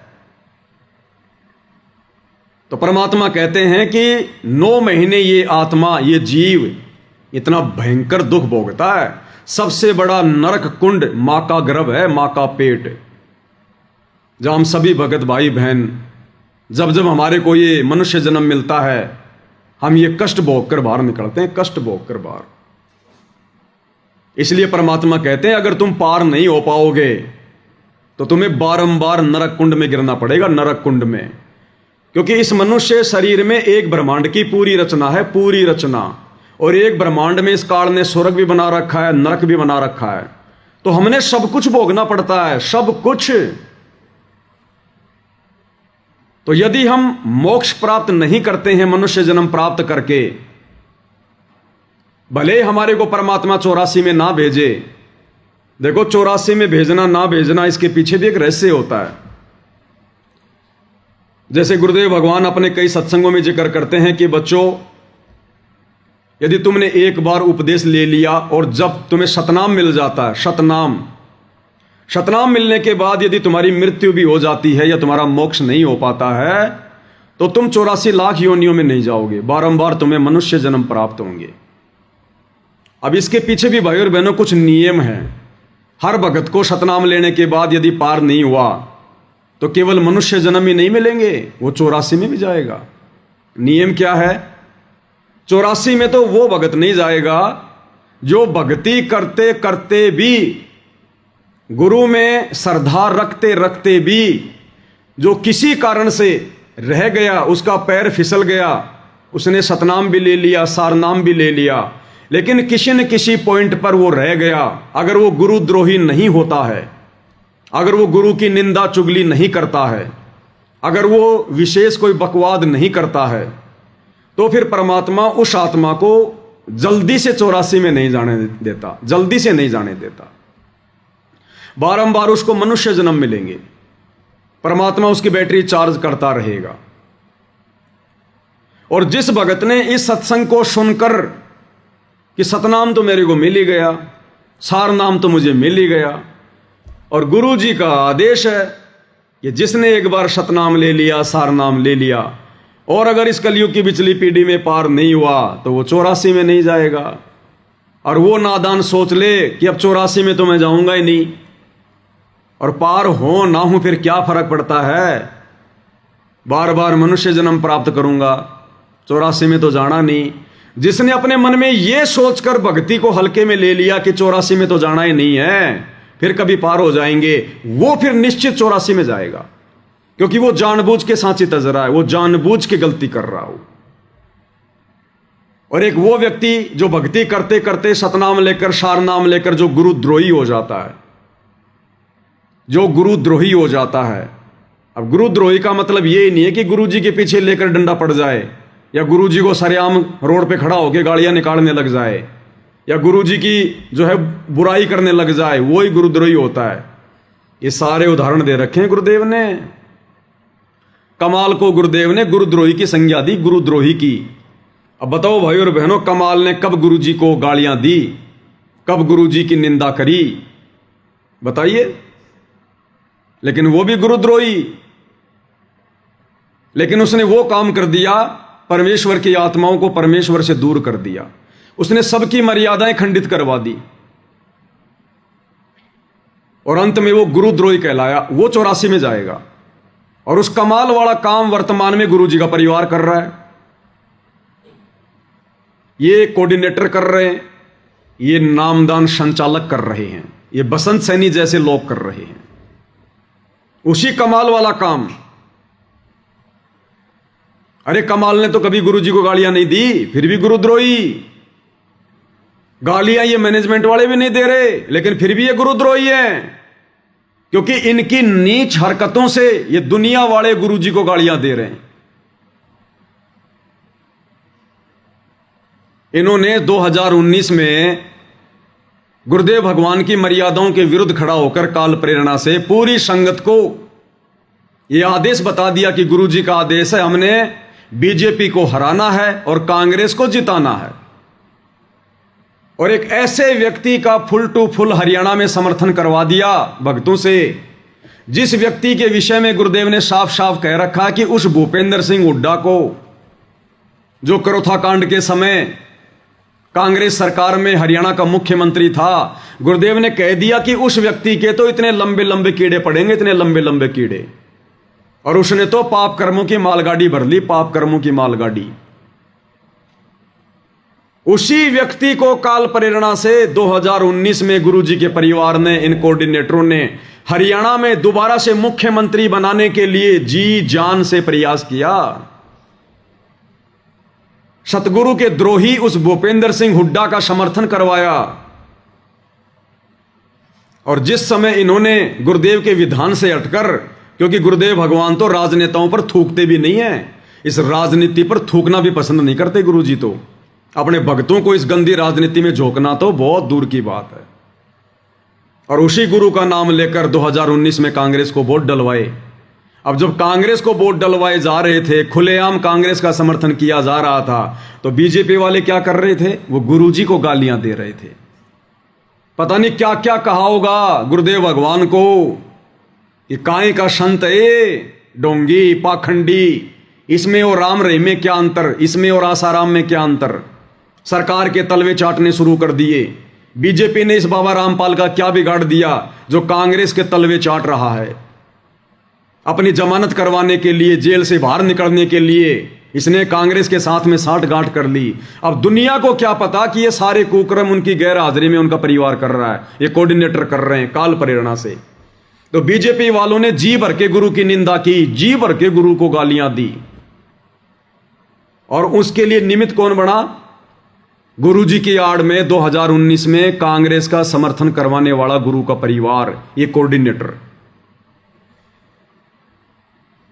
फिर जब कांग्रेस सरकार से इनका कार्य सिद्ध नहीं हुआ, काल ने देखा कि अभी ये पूरी मर्यादा टूटी नहीं है, ढंग से इनका घीस निकालनी है। फिर 2024 में उसी काल ने प्रेरणा करके इस सतलोक आश्रम मैनेजमेंट हरियाणा को बीजेपी के सपोर्ट में खड़ा कर दिया। कांग्रेस को छोड़ दिया और फिर बीजेपी के सपोर्ट में आ गए। बड़े बड़े नेताओं की रैलियों में, एमएलए की रैलियों में बेचारे भोले भाले भक्तों को गुरुजी का आदेश बताकर भेजा जा रहा है। सरेआम वोट डलवाए जा रहे हैं पार्टी विशेष का नाम लेकर। अब वो कांग्रेस वाले क्या करेंगे? फिर वो गुरुजी को गालियां निकालेंगे कि भाई ये तो वास्तव में महादोगल आदमी है। अब इसने बीजेपी की पूंछ पकड़ ली, ये तो दल बदलू आदमी है, ये बाबा रामपाल तो बिना पैंदे का लोटा है, पता नहीं क्या क्या कहा होगा और जी भर के गालियां दी होंगी। इसका तो कोई स्टैंड ही नहीं है। इस बाबा रामपाल से तो राम रहीम 100 गुना अच्छा। वो शुरू से बीजेपी का है और ये तो कभी कांग्रेस का, कभी बीजेपी का, कभी कांग्रेस का, कभी बीजेपी का। तो गुरुदेव भगवान की ये निंदा चुगली जो उन्होंने की, उसके लिए निमित्त कौन बने? गुरुजी का परिवार, ये कोऑर्डिनेटर। तो बताओ इनसे बड़ा गुरुद्रोही और कौन होगा? अरे उस कमाल ने कम से कम ऐसा घटिया काम तो नहीं किया जो तुमने कर दिया। तुम तो उससे भी बड़े गुरुद्रोही की श्रेणी में हो। अरे उस काल ने कभी स्टेडियम तो नहीं बनवाए, खेल तो उस समय भी खेला करते थे लोग। उस काल ने कभी, उस कमाल ने कभी स्टेडियम तो नहीं बनवाए, अपने गुरु की मर्यादाओं को सरेआम तो नहीं तोड़ा। जो कुकर्म तुम लोगों ने कर दिए गुरु की आड़ में, तो ये रियल गुरुद्रोही हैं भाई और बहनों। तो ऐसी आत्माएं फिर 84 लाख योनि में जाएंगी, चाहे वो कितना बड़ा सूरमा क्यों ना हो। उसने चाहे सतनाम ले रखा हो, चाहे सारनाम ले रखा हो, ये काल सूक्ष्म चोट मारेगा। ये आमने सामने की लड़ाई नहीं लड़ेगा वर्तमान में। इसने कह रखा है कि अब मैं रावण जैसी गलती नहीं करूंगा, आमने सामने होकर लड़ाई नहीं लड़ूंगा। मैं दुर्योधन जैसी गलती नहीं करूंगा, आमने सामने की लड़ाई नहीं लड़ूंगा। मैं कंस जैसी गलती नहीं करूंगा, आमने सामने की लड़ाई नहीं लड़ूंगा। इस कलयुग की बिचली पीढ़ी में अगर मैं लड़ाई लड़ूंगा उस कल की भगवान के साथ, उस पूर्ण परमात्मा के साथ, तो उसके भक्तों के अंदर मैं प्रवेश करके लड़ूंगा, उसके भक्तों में प्रवेश करके लड़ूंगा। उसके भक्तों का ही मैं उस भगवान का विरोधी बना दूंगा और फिर कहूंगा कि अब मुझे मार के बता। अगर मुझे मारना है तो पहले अपने भक्तों को मारना पड़ेगा, क्योंकि मैं तेरे भक्तों में प्रवेश हूं। अगर मुझ काल को मारना है तो पहले अपने भक्तों को मारना पड़ेगा, क्योंकि अब वो आमने सामने की लड़ाई नहीं लड़ रहा, अब वो सूक्ष्म लड़ाई लड़ रहा है, भक्तों में प्रवेश करके भक्तों की मर्यादा तोड़वा रहा है। इसलिए तो गुरुदेव भगवान कहते हैं, संगत माही कुसंगत उपजे जैसे बन में बांस, और आप घिस घिस आग लगा देकर बनखंड का भी नाश। अब भाई बाप तो अपने बेटों को मार नहीं सकता, चाहे कितना ही निकम्मा क्यों ना हो। तो बाप ने खूब कोशिश की समझाने की, लेकिन नहीं समझे। बरवाला कांड से पहले बहुत कोशिश की समझाने की, लेकिन नहीं समझे। और बरवाला कांड के बाद भी गुरु ने 10 साल तक मौका दिया कि संभल जाओ संभल जाओ संभल जाओ, नहीं संभले, उल्टे बिगड़ते चले गए। तो अब गुरुदेव भगवान ने इन आश्रम वालों को और अपने परिवार को उनके जो है वो कर्मों के ऊपर छोड़ दिया कि भाई अब तुम्हें सजा तुम्हारे कर्म ही देंगे, क्योंकि संत तो अपनी संतता छोड़ेगा नहीं, अपनी तरफ से किसी को बद्दुआ देगा नहीं। इसलिए जीव के कर्मों पे छोड़ दिया। और कर्म इनके इतने बिगड़े हुए हैं भाई और बहनों, इतने बिगड़े हुए हैं, इनका कहीं से कोई बचाव का साधन नहीं निकलेगा कहीं से भी। तो इस प्रकार की जो आत्माएं हैं, ऐसी जो घटिया हरकतें कर रहे हैं, भले उनको शतनाम मिला हो चाहे सारनाम मिला हो, वो भी 84 लाख योनियों में जाएंगे, 84 लाख योनियों में। इसलिए परमात्मा कह रहे हैं, और फिर बार बार वो निकम्मी आत्माएं उस मां के गर्भ से जन्म लेंगी। अगर मनुष्य जन्म भी उनको मिलेंगे ना, तो बार बार मां के गर्भ से तो आना पड़ेगा, वो प्रकट थोड़ी होगा। प्रोसीजर तो वही है ना मनुष्य जन्म प्राप्त करने की। और मां के गर्भ में आएगा, फिर क्या होगा? नरक कुंड भोगना पड़ेगा, नरक कुंड, क्योंकि इस पिंड में एक ब्रह्मांड का लघु चित्र है। स्वर्ग नरक 14 भवन 7 दीप 9 खंड, सारे देवी देवताओं का वास, कामधेनु का, सब इस शरीर के अंदर है। और जब उसका नरक भोगने का समय आता है, तब उसको मां के गर्भ में डाल दिया जाता है। फिर उसको मनुष्य जन्म मिलता है। और मनुष्य जन्म में यदि उसने कोई ऐसा कुकर्म कर दिया, यदि किसी की हत्या कर दी, यदि उसको जो है वो कसाई का जन्म मिल गया, तो कसाई के जन्म में वो कितने बकरे काटेगा, कितने मुर्गे काटेगा, कितने कर्म फोड़ेगा। फिर वो कुकर्मों का फल भोगने के लिए फिर उसको भी 84 में जाना पड़ेगा। तो भाई और बहनों, एक बार यदि बात बिगड़ गई तो फिर बिगड़ती चली जाएगी, फिर बिगड़ती चली जाएगी। ये बात फिर संभलने में नहीं आएगी ये।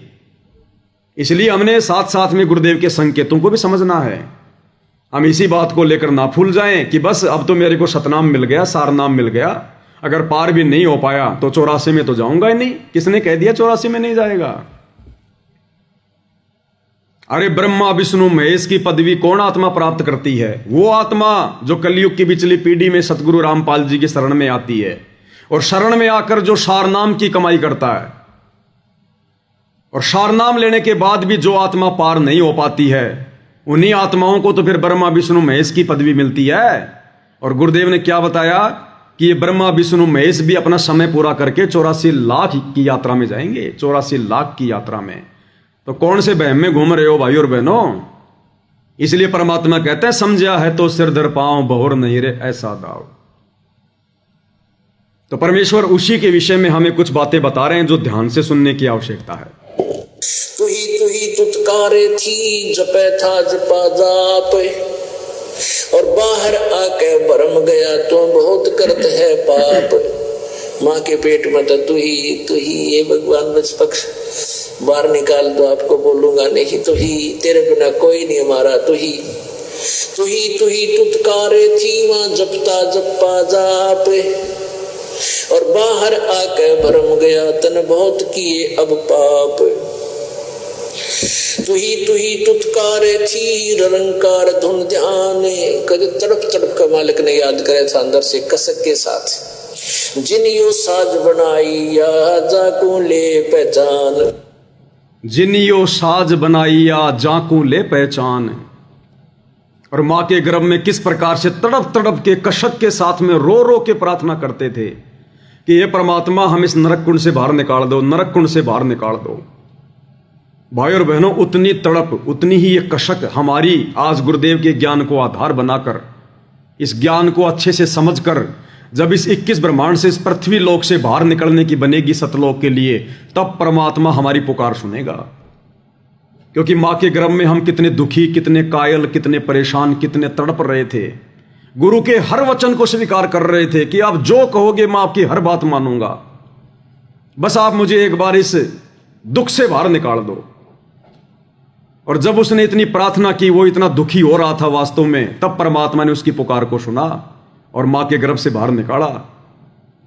तो इसी प्रकार जब इस वर्तमान समय में जो हमें गुरुदेव मिल गए, भक्ति मिल गई, काल के कष्टों से गुरुदेव ने हमें परिचित करवा दिया, हम उतनी कशक, उतनी तड़प, और वो तड़प और कशक जब बन जाएगी तो शौपन में भी हम कभी मर्यादा तोड़ने की नहीं सोचेंगे। फिर हमारे को पीछे काल का जो है वो लठ दिखाई देगा, 84 लाख योनियों का वो डर दिखाई देगा फिर हमारे को कि ये तो भयंकर बात बिगड़ जाएगी, भयंकर। और ना जाने फिर परमात्मा कब संभालेगा, कब, कितने युगों, कितने जन्मों बाद हम इस भक्ति को खा खर्च के जब वापस पृथ्वी पर आएंगे कभी, तब तक तो अरबों खरबों कलयुग के बिचली पीढ़ी निकल चुकी होंगी, अरबों खरबों कलयुग की बिचली पीढ़ियां, हमारा नंबर भी नहीं पड़ेगा। इसलिए परमात्मा कहते हैं जिनियो साज बनाइया उसको ले पहचान, कि उस परमात्मा को पहचान ले जिसने तेरा मां के पेट से, उस गर्भ से, नरक कुंड से तेरा पीछा छुड़वाया था। अरे जिस भगवान ने, जिस कबीर देव ने मां के गर्भ से हमारा पीछा छुड़वाया हमारी प्रार्थना पर, तो उस कबीर के अलावा अब इस धरती पर, इस काल के लोक से हमारा पीछा और कौन छुड़वा सकता है? वही छुड़वाएगा जिसने मां के गर्भ से छुड़वाया। इसलिए परमात्मा कहते हैं जिनियो साज बनाइया वा को ले पहचान, कि अब उस कबीर भगवान को तू पहचान ले, अपने सतगुरु को पहचान ले। बंदी छोड़ कौन हो सकता है? काल के बंधनों से कौन छुड़वा सकता है? वो मां का गर्भ भी तो काल का जो है वो बंधन था, बंद थी। जब वहां से बंदी छोड़ने छुड़वाया तो आज कौन छुड़वा देगा उनके अलावा? तो सतगुरु रूप में वो बंदी छोड़ आया हुआ है, कबीर भगवान आया हुआ है।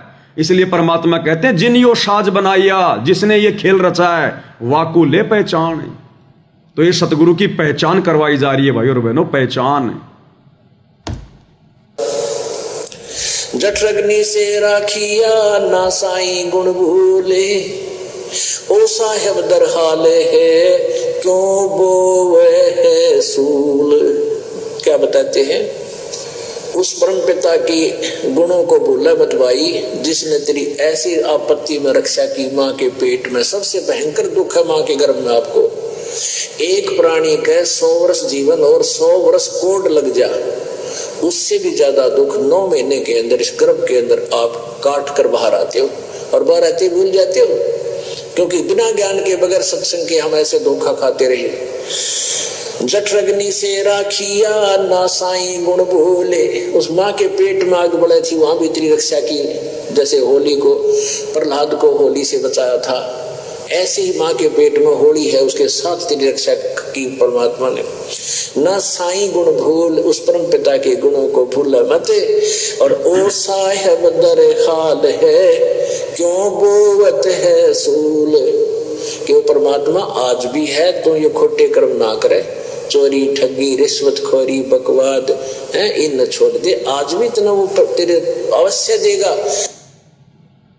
परमेश्वर हमें भाई और बहनों इतना सब कुछ समझा रहे हैं, इतना सब कुछ बता रहे हैं, केवल हमारी सुरती सतलोक में लगवाना चाहते हैं, हमारी सुरती भक्ति में लगवाना चाहते हैं, ताकि इन असंख्य जन्मों से, असंख्य युगों से जो हम ये कष्ट भोगते हुए आ रहे हैं, इनसे हमारा किसी भी प्रकार से पीछा छूटे।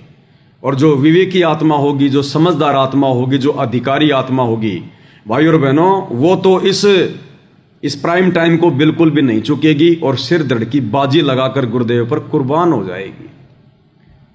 अगले वीडियो में भाई और बहनों परमेश्वर हमें एक छोटे से सत्संग के माध्यम से आगाह कर रहे हैं कि यदि हमने इस भक्ति को सफल करना है तो किस प्रकार से करना है। अब ये वो समय नहीं रहा भाई और बहनों कि हम चलते फिरते, नहाते धोते, उठते बैठते हम अपनी भक्ति सफल कर लेंगे। नहीं, वो समय कुछ और था, वो समय जा चुका है। वो दौर भक्ति का शुरुआती दौर था। ये तत्व ज्ञान सभी के लिए नया था। कोई भी आत्मा इस ज्ञान को समझकर, ज्ञान को आधार बनाकर सतगुरु से नहीं जुड़ सकती थी, क्योंकि यह ज्ञान हर प्रकार से नया था, नूतन। किसी के भी गले नहीं उतरता यह ज्ञान। उस समय गुरुदेव ने कोई सदग्रंथ नहीं दिखाए, गीता, वेद, कुरान, पुराण नहीं पढ़ाए, सन 1994 से 2001 तक। इसलिए यह ज्ञान किसी के गले नहीं उतरता। कोई इन बातों पर विश्वास नहीं करता, सृष्टि रचना पर, गरीबदास जी के ग्रंथ साहिब पर। इसलिए उस समय परमात्मा ने थोड़ी ढील दे रखी थी कि जैसे भी ये लौटते पोटते घूमते फिरते, जैसे भी ये भक्ति करें, आगे बढ़ेंगे, धीरे धीरे ज्ञान सुनेंगे तो समझ में आ जाएगा। और परमात्मा ने, गुरुदेव भगवान ने अपनी तरफ से 100 सुख दिए। मालिक को पता था कि ये ज्ञान से भक्ति पर नहीं टिकेंगे, इनके बिगड़े हुए काम बनेंगे, तब इनको विश्वास बनेगा, तब ये भक्ति मार्ग पर टिक सकते, नहीं तो नहीं टिकेंगे। एक सत्संग में परमात्मा ने बताया कि किसी व्यक्ति के होठ के ऊपर चोट लग गई, काफी गोली दवाई कराई लेकिन कोई आराम नहीं हुआ। तो किसी बुजुर्ग ने बताया कि भाई थोड़ा सा देसी घी का हलवा बना के इसके होठ पे लगाओ, उससे ये ठीक होगा। तो घर वालों ने 1 चम्मच थोड़ा सा हलवा बनाया और उसके होठ के ऊपर रखें और वो तुरंत अंदर ले जाए, तुरंत रखें अंदर ले जाए। तो फिर उस व्यक्ति ने कहा, अरे पहले इसको अंदर से छिकाओ, पहले इसका पेट अंदर से भरो पूरा, फिर ये इसके होठ पे टिकेगा ये हलवा। तो फिर ढंग से हलवा बनाया, पहले उसको खिलाया, और जब उसका पेट भर गया, और हलवा भाई और बहनों गुरुदेव ने बताया एक ऐसी चीज है, एक बार यदि आपका हलवे से मन भर गया ना, उसके बाद में आपको इतना सा हलवा भी अच्छा नहीं लगेगा। तो पहले तो उसको अंदर से छिका और फिर उसके होठ पे लगाया, फिर उसके होठ पे वो हलवा टिका। तो गुरुदेव भगवान को पता था भाई और बहनों कि ये आत्माएं इस सृष्टि रचना को स्वीकार नहीं करेंगी, ये आत्माएं इतना विश्वास नहीं करेंगी जब तक इनके बिगड़े हुए कार्यों को सिद्ध ना किया जाए। तो भक्ति की शुरुआत में गुरुदेव भगवान ने हमारे बिगड़े हुए सैकड़ों कामों को जो है वो ठीक किया। बच्चों को नौकरियां दी, किसी की भैंस का थन खराब हो रहा है उसको ठीक किया, किसी के घर में भूत प्रेत की बाधा उसको ठीक किया, किसी के ऊपर किसी ने कोई जंत्र मंत्र करवा रखा है, मूठ करवा रखी है, परमात्मा ने उसको ठीक किया। कोई डॉक्टरों से हॉस्पिटलों में जा जाके दुखी हो लिया था, मरना ही एक अंतिम अपना टारगेट मान लिया था, परमात्मा ने उसको स्वस्थ किया। इस चक्कर में वो आत्मा गुरुदेव भगवान से जुड़ी रही, जैसे तैसे करके वो अपनी भक्ति करती रही, लेकिन ज्ञान को आधार नहीं बनाया। तो ये वाणी, नाम उठत नाम बैठत नाम सोवत जागबे, नाम खाते नाम पीते नाम सेती लागबे, ये भाई और बहनों उस दौर के लिए है, उस दौर के लिए। वर्तमान में गुरुदेव ने कोई कसर नहीं छोड़ी है, शास्त्रों को दिखा दिखाकर एडी से चोटी तक हमारे को भक्ति के रंग में रंग दिया है। कोई प्रमाण, कोई सबूत शेष नहीं बचा। इस मन को कोई गुंजाइश नहीं है कि ये स्वीकार ना करे कि सतलोक नहीं होगा, या सृष्टि रचना सही नहीं होगी, या जो गुरुजी बता रहे हैं वो बातें कहीं से भी ठीक नहीं होंगी। इस काल को, इस मन को कोई गुंजाइश नहीं छोड़ी भगवान ने। इसलिए अब हम भगत भाई बहनों ने वो भक्ति करनी पड़ेगी जो शास्त्र अनुकूल भक्ति हमसे गुरुजी करवाना चाहते हैं, जिस विधि से हमसे भक्ति करवाना चाहते हैं, और इस विधि से ही फिर हमारे को ये लाभ होंगे। वर्तमान में शुरू में तो गुरुदेव भगवान ने दिए, लेकिन अब नहीं देगा परमात्मा। अब तो हमने खुद मेहनत करनी पड़ेगी, गुरुदेव के बताए मार्ग पे चलना पड़ेगा, तब ऑटोमेटिक लाभ होंगे, ऑटोमेटिक लाभ। लेकिन उस समय के लिए भी गुरुदेव भगवान ने क्या संकेत किया, उस समय के लिए भी, ये सत्संग सन 1999 का है, रोहतक सत्संग, और उस समय के लिए भी गुरुदेव भगवान क्या कह रहे हैं। तो वर्तमान वाले भगत भाई बहनों ने तो किस प्रकार से भक्ति को समय देना पड़ेगा। इस सत्संग में गुरुदेव भगवान कह रहे हैं कि हमारी माता बहनें 100 काम छोड़कर अपने बच्चों को साथ में लेकर बैठकर भक्ति करती हैं। देखो कई बार गुरुदेव भगवान कह देते हैं कि भाई ये भक्ति बहुत आसान है, बहुत सहज है। आप अगर झाड़ू निकाल रही हैं तो झाड़ू भी निकालो और अपने मंत्र भी जाप करो। आप अपने घर का खाना भी बनाते रहो, रसोई में काम भी करते रहो और अपनी आरती भी लगा लो। किसान खेत में अपना काम कर रहा है, साथ में अपनी आरती भी लगा ले, आरती भी सुनता रहे और अपना काम भी करता रहे। मजदूर अपनी मजदूरी भी करता रहे और अपना काम भी करता रहे। और किसी किसी सत्संग में फिर गुरुदेव ने क्या बताया कि बच्चों, जब तक हम प्रथम मंत्र का जाप सुरती, नृत्य और मन के साथ नहीं करेंगे, तब तक वो कमाई हमारे मोक्ष में काउंट नहीं होगी। और शतनाम के बारे में बताया कि जब तक हम सुरती, नृत्य, मन और पवन, ये चारों एलिमेंट लगाकर भक्ति नहीं करेंगे विधि से, वो शतनाम की कमाई हमारे मोक्ष में काउंट नहीं होगी। बाकी हम जो भक्ति कर रहे हैं, जो मंत्र जाप कर रहे हैं, व्यर्थ वो भी नहीं है। क्योंकि परमात्मा कहते हैं नाम अभय पद निश्चय उपजय, बीज पड़े ज्यों खूडम। यानी किसान जब बीज डालता है वो तो अपनी मुट्ठी से छोड़ देता है। अब कोई बीज जमीन में जाके उल्टा गिरता है, कोई सीधा गिरता है, तो वो जामता अवश्य है। इसलिए परमात्मा कह रहे हैं कि नाम सुमरण तो वो भी काम करेगा जो खाते पीते, उठते बैठते, नहाते धोते कर रहे हैं।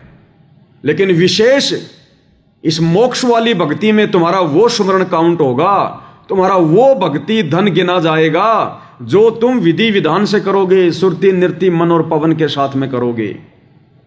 तीनों समय की आरतियां समय निकालकर, बैठकर या खड़े होकर, जैसे भी तुम्हारी व्यवस्था है, और विधि विधान से करोगे, हाथ में भक्ति बोध लेकर करोगे। अनपढ़ हो तो फिर गुरुदेव भगवान की अपनी ऑडियो वीडियो लगा लो, लेकिन तुमने समय निकालना पड़ेगा, एक जगह स्थिर होना पड़ेगा, बैठना पड़ेगा या खड़ा होना पड़ेगा।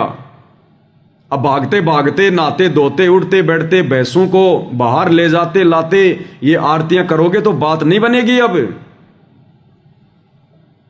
अब ये बिल्कुल पीक टाइम आ गया भक्ति का। और अब परमात्मा ने हमें वो भक्ति विधि दे दी, अनमोल भक्ति विधि।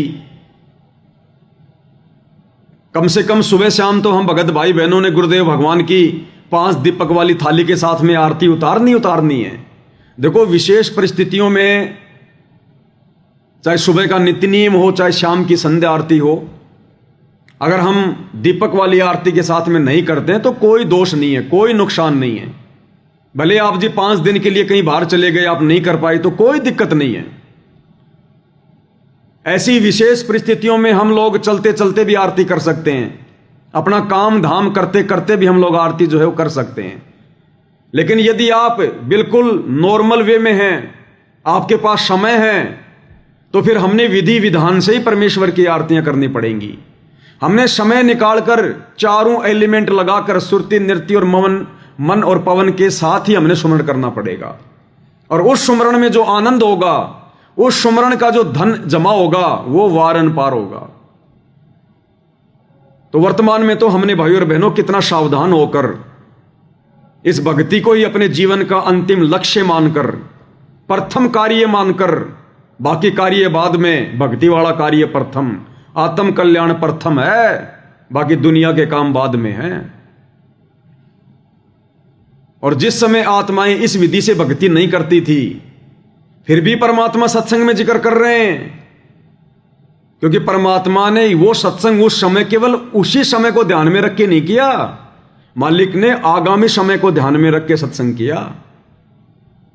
और गुरुदेव कह रहे हैं 1999 में कि हमारी माता बहनें 100 काम छोड़कर, अब बताओ भाई 100 काम में तो सारे काम आ गए, खाना बनाने का काम, झाड़ू निकालने का काम, कपड़े धोने का काम, बर्तन धोने का काम, बच्चों को नहलाने का काम, उनको कपड़े पहनाने का काम, सारे काम आ गए 100 कामों में। तो 100 काम तो होते भी नहीं है। और दूसरा 100 काम का मतलब होता है सारे सांसारिक झंझटों को छोड़कर। और क्या कह रहे हैं, बच्चों को साथ में लेकर बैठकर भक्ति करते हैं, आरती करते हैं। तो ये आदेश है गुरुदेव भगवान का। जब हम भी इसी प्रकार से अपने 100 काम छोड़कर और बैठकर यहां पर बैठने का मतलब है शांति से, जैसे पहले हम भागादौड़ी में आरती, भागादौड़ी में भक्ति मंत्र करते थे, तो यहां पर बैठने का मतलब है शांति से समय निकालकर अपने बच्चों को साथ में लेकर बैठ के भक्ति करती हैं। अब एक तरफ तो गुरुजी कहते हैं कि खाना बनाते बनाते भी कर लो, और यहां कह रहे हैं कि 100 काम छोड़कर हमारी माता बहनें बच्चों को साथ में लेकर भक्ति कर रही हैं। तो भाई और बहनों, हमने गुरुदेव के संकेतों को समझना पड़ेगा। आप विशेष परिस्थितियों में अपना कार्य करते करते आरती कर सकते हो, सुमरण कर सकते हो, लेकिन हमने ये रोजाना का रूटीन नहीं बनाना। ये मजबूरी आपको महीने में 2 बार आ सकती है, 3 बार आ सकती है, ज्यादा से ज्यादा 5 बार आ सकती है। उन मजबूरी में तो हम लोग आरती वारती ऐसे कर सकते हैं, अपना ऑडियो वीडियो में लगा के या जैसे भी है, अपना कोई कार्य जो है वो करते करते। आप कहीं जा रहे हो, आप अपनी गाड़ी में आरती लगा लो, 2-4 भगत हो तो वैसे अपनी लेके भक्ति बोध अपना बैठे बैठे आरती कर लो, ये विशेष परिस्थितियों में। बाकी यदि आप घर पर हो, नॉर्मल वे में हो, तो फिर आपने विधि विधान से ही परमेश्वर की शास्त्र अनुकूल भक्ति करनी पड़ेगी। तभी ये माना जाएगा कि हमने 100 कार्यों को छोड़कर भक्ति को प्रथम महत्व दिया है। तब भाई और बहनों परमात्मा प्रसन्न होंगे। वे तो अंतर्यामी हैं, उनको दिखाने और बताने की जरूरत नहीं है। तो क्या कहते हैं गुरुदेव भगवान, क्या संदेशा दे रहे हैं?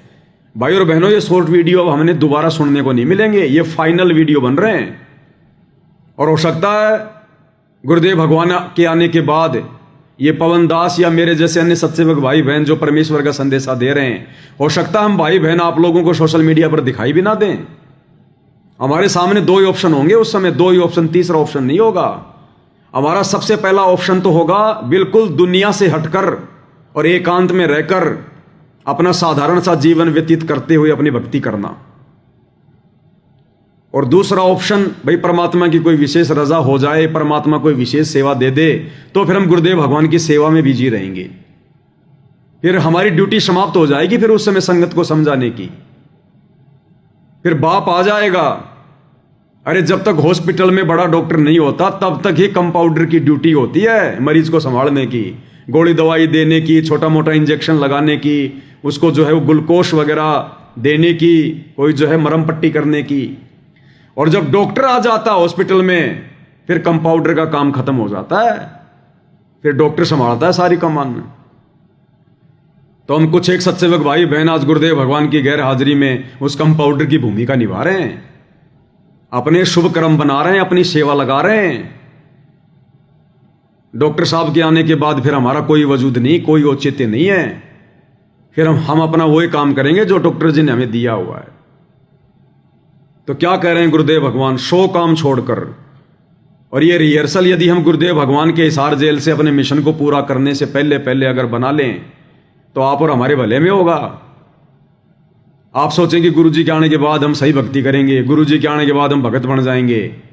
ये दिलो दिमाग से निकाल देना ये बात आप, कि गुरुजी के आने के बाद आप भगत बन जाओगे। गुरुजी जेल में बैठे इसलिए हैं कि मेरी गैर हाजिरी में जो भगत बन गया सो बन गया, आने के बाद तो दुनिया भगत बनेगी। लूला लंगड़ा ज्ञानी अज्ञानी सभी अपनी जान बचाने के लिए उनको अपना बाप बाप कहेंगे। आज वर्तमान में है भगत बनने का मौका, भक्ति करने का मौका। इन्हीं परिस्थितियों में भक्ति हो सकती है, भगत की पहचान हो सकती है। आने वाले समय में तो फिर से वही समय आ जाएगा जो समय 1994 से 2014 तक था। भक्ति भाव भादो नदी सब चले गहराए।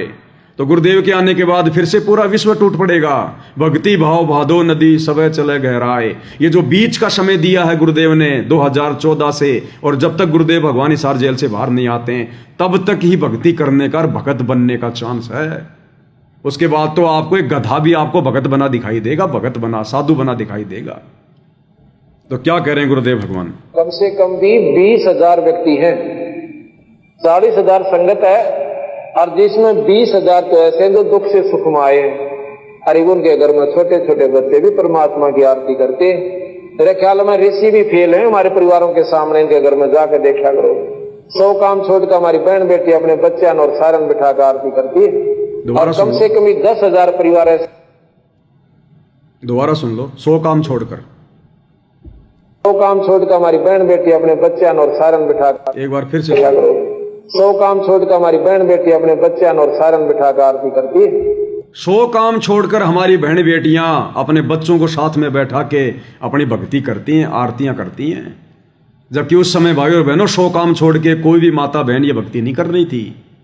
लेकिन परमात्मा फिर भी अपने बच्चों को जो है बढ़ाई देते हैं, बढ़ाई, उनकी पीठ थपथपाते हैं ताकि इन बातों को सुनकर दूसरों को प्रेरणा मिले। उस समय कर कोई नहीं रहा था, लेकिन गुरुजी अगर सत्संग में इस प्रकार की बातें बोल रहे हैं तो दूसरे सुनने वाले भक्तों को यह प्रेरणा मिलेगी कि भाई इसका मतलब मुझे भी 100 काम छोड़ के बैठ के भक्ति करनी चाहिए। इसलिए परमात्मा कुछ बातें अपनी तरफ से कहते हैं। अरे जब आज बसंत सैनी जैसे भगत कहां 1999 की बात कर रहे हैं गुरु जी, और आज 2025 इस बसंत सैनी तो सन 2000 में नाम ले लिया था। जब आज ये बसंत सैनी 100 काम छोड़कर भक्ति गई बाढ़ में भक्तों की पिटाई करने आ गया, तो उस समय कहां हमारी माता बहनें 100 काम छोड़कर भक्ति कर रही होंगी। जब आज 20 साल बाद भी ये लोग अपने 100 काम छोड़कर भक्तों को मारना अपना जो हम टारगेट बना रखे हैं, 100 काम छोड़कर राजनेताओं की रैलियों में जाना, 100 काम छोड़कर अन्नपूर्णा मुहिम के तहत अपना समय बर्बाद करना, 100 काम छोड़कर और जाटों की धर्मशाला बनवाना, 100 काम छोड़ के स्टेडियम बनवाना, 100 काम छोड़ के भक्तों को इन आश्रमों में मिट्टी ढोने के काम में लगाना गधे की तरह। अरे आश्रम में कोई भक्ति के लिए जाता है या वहां पे कोई मजदूरी के लिए जाता है? ये भगवान इस गंदे लोक में हमसे मजदूरी करवाने आता है क्या? आश्रम बनवाने आता है क्या? लेकिन यहां काल ने भक्तों को गधा बना दिया, मजदूर बना दिया, मजदूर। तो सोचिए 1999 में कौन 100 काम छोड़ के भक्ति कर रहा होगा। लेकिन ये परमात्मा तो अपने बच्चों को मुफ्त में बढ़ाई देते, मुफ्त में बढ़ाई।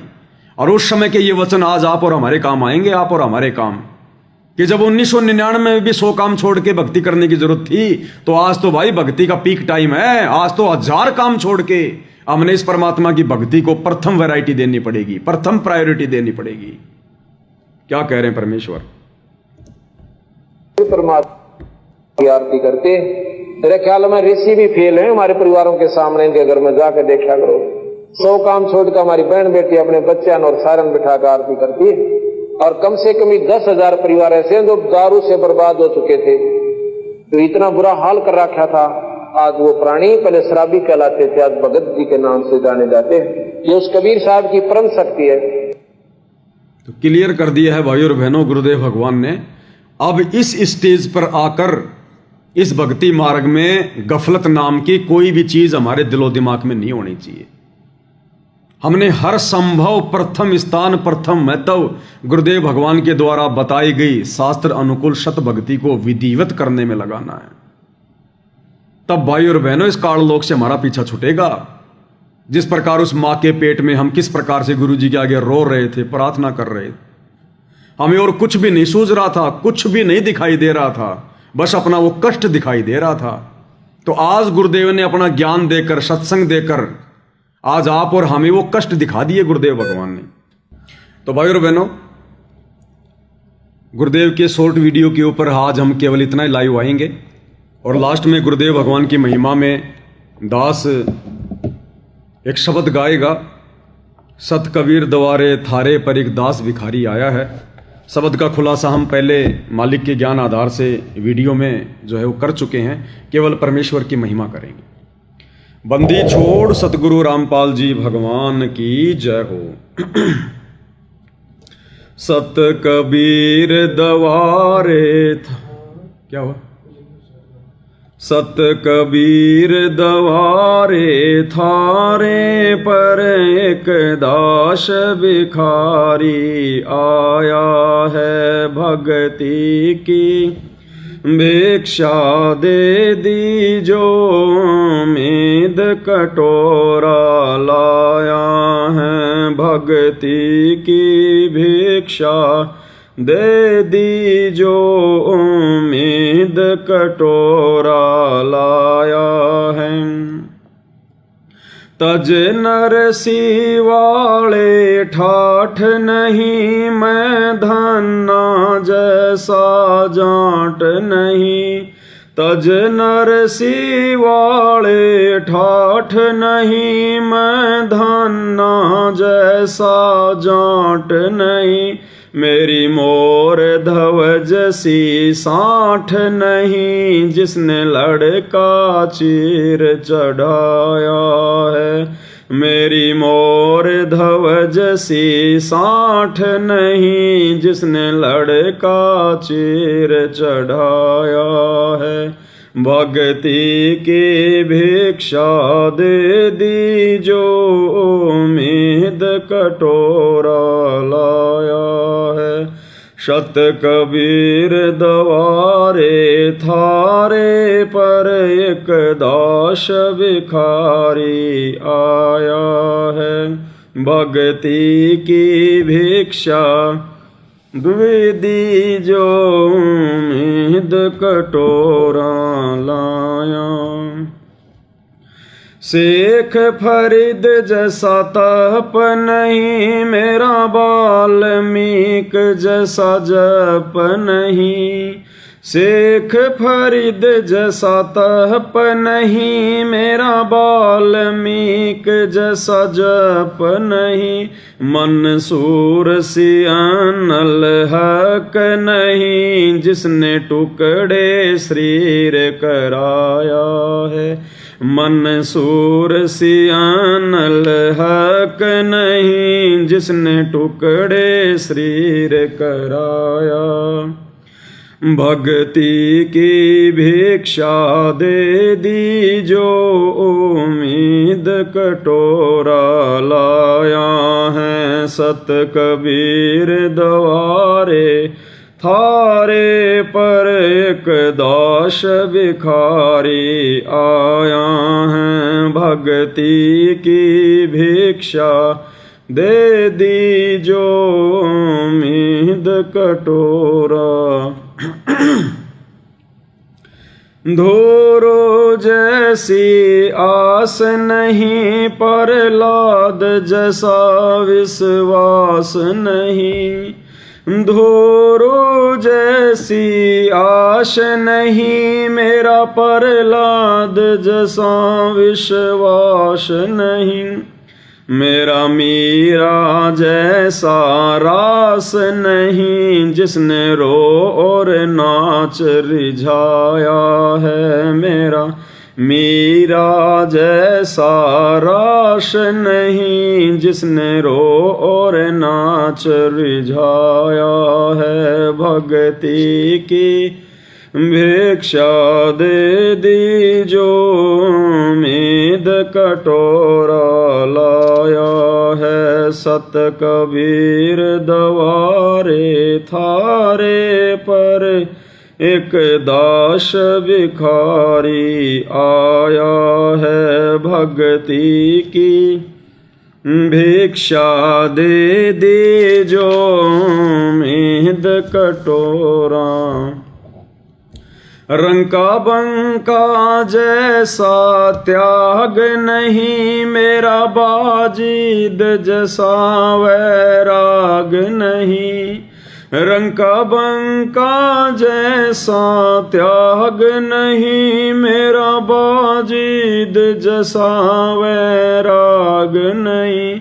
मेरा कर्मा जैसा भाग नहीं, जिसका आण खिचड़ा खाया है। मेरा कर्मा जैसा भाग नहीं, जिसका आण खिचड़ा खाया है।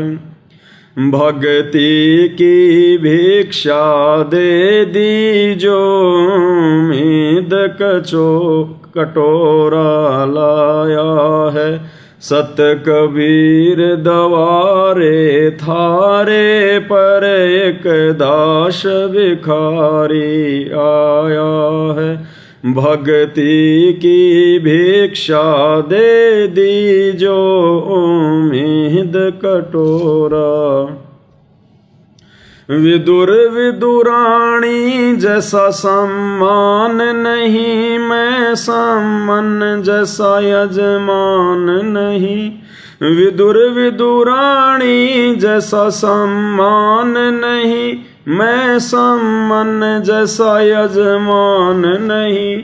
और सेवों जो कुर्बान नहीं, जिसने शीस तो ले खैलाया है। और सेवों जो कुर्बान नहीं, जिसने शीस तो ले खैलाया है। भक्ति की भिक्षा दे दीजो उम्मीद कटोरा लाया है, भक्ति की भिक्षा दे दीजो उम्मीद कटोरा लाया है।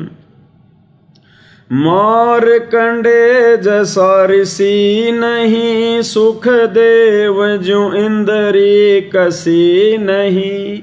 मैं मारकंडे जैसा ऋषि नहीं, सुख देव जो इंद्री कसी नहीं। ये माया भी मन में बसी नहीं, जब से ज्ञान तेरा समाया है। ये माया भी मन में बसी नहीं, जब से ज्ञान तेरा समाया है।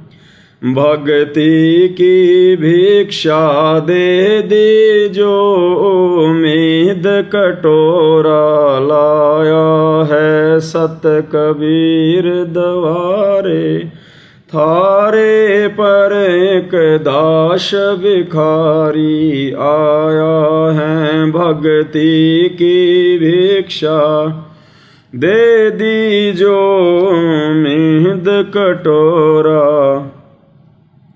धर्मदास जैसा भक्ति सेठ नहीं, जीवा दत्ता जैसी उण सेठ नहीं।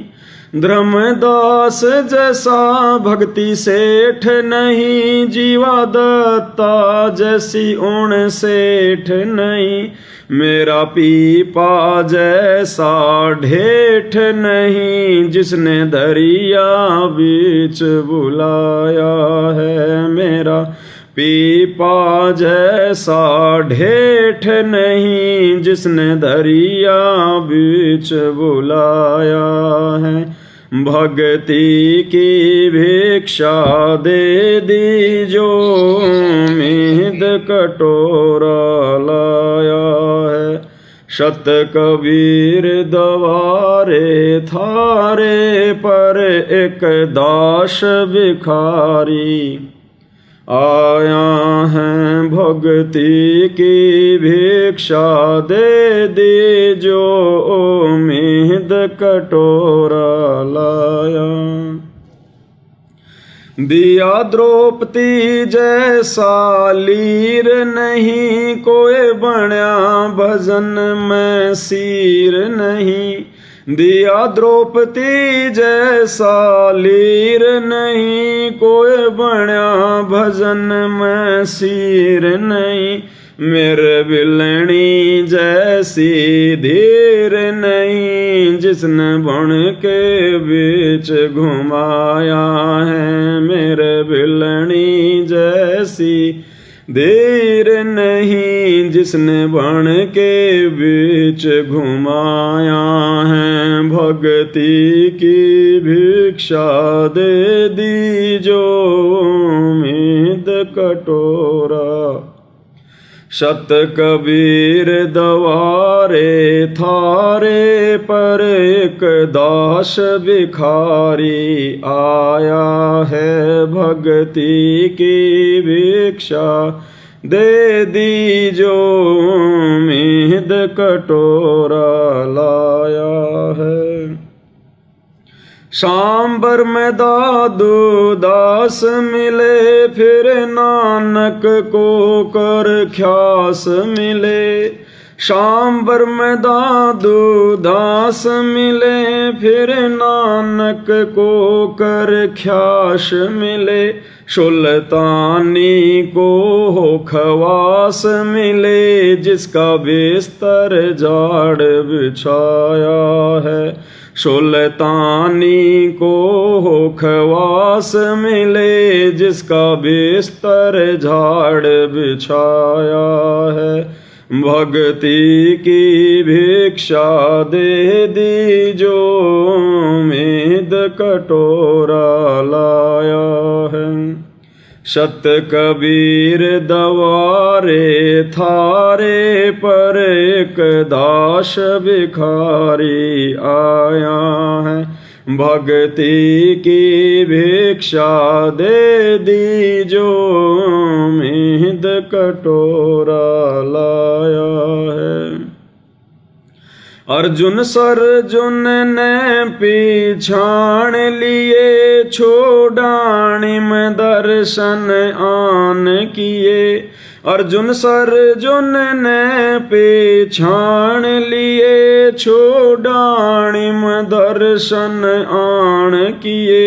ये रानी ननद उन जान लिए बलराम पिता जनाया है। ये रानी ननद उन जान लिए बलराम पिता जनाया है। भक्ति की भिक्षा दे दीजो मीद कटोरा लाया है। सत कबीर दवारे थारे पर एक दास भिखारी आया है। संतोष दास को पार किया बनखंडी का उद्धार किया। संतोष दास को पार किया बनखंडी का उद्धार किया। एक भूमण भगत से प्यार किया जो शरणा थारी आया है। एक भूमण भगत से प्यार किया जो शरणा थारी आया है। भक्ति की भिक्षा दे दीजो मीद कटोरा लाया है। सत कबीर दवारे थारे पर एक दास भिखारी आया है। भक्ति की भिक्षा दे दीजो मीद कटोरा लाया है। छोड़ाणी में निर्वाण होया फिर सारणपुर परवान होया। छोड़ाणी में निर्वाण होया फिर सारणपुर परवान होया। घिसा संत खे खड़े आण होया जहाँ जीता दास चिताया है। घिसा शांत खे खड़े आण हुआ जहाँ जीता दास चिताया है। भक्ति की भिक्षा दे दीजो मीद कटोरा लाया है। सत कबीर दवारे थारे पर एक दास भिखारी आया है। भक्ति की भिक्षा दे दीजो मीद कटोरा लाया है। गणिका जैसे पाप किए और अजामेल से आघात किए। गणिका जैसे पाप किए और अजामेल से आघात किए। साथ किस विद ये नाथ लिए समदृष्टि फर्ज निभाया है। साथ किस विद ये नाथ लिए समदर्शी फर्ज निभाया है। भक्ति की भिक्षा दे दीजो मीद कटोरा लाया है। सत कबीर दवारे थारे पर एक दास भिखारी आया है भक्ति की भिक्षा। दे दीजो मीद कटोरा लाया है। मात पिता और बंधु आए माया जोड़न खूब सिखाए। मात पिता और बंधु आए माया जोड़न खूब सिखाए। भक्ति कहना लारे लाए उल्टा ही पाठ पढ़ाया है। मुझे भक्ति कहना लारे लाए उल्टा ही पाठ पढ़ाया है। सत कबीर दवारे थारे पे एक दास भिखारी आया है भक्ति की भिक्षा। दे दीजो मीद कटोरा लाया है। जवानी के होती जात नहीं कोई मिला भजन का साथ नहीं। जवानी के होती जात नहीं कोई मिला भजन का साथ नहीं। मेरी सुनीति सी मात नहीं जिसने बेटा भगत बनाया है।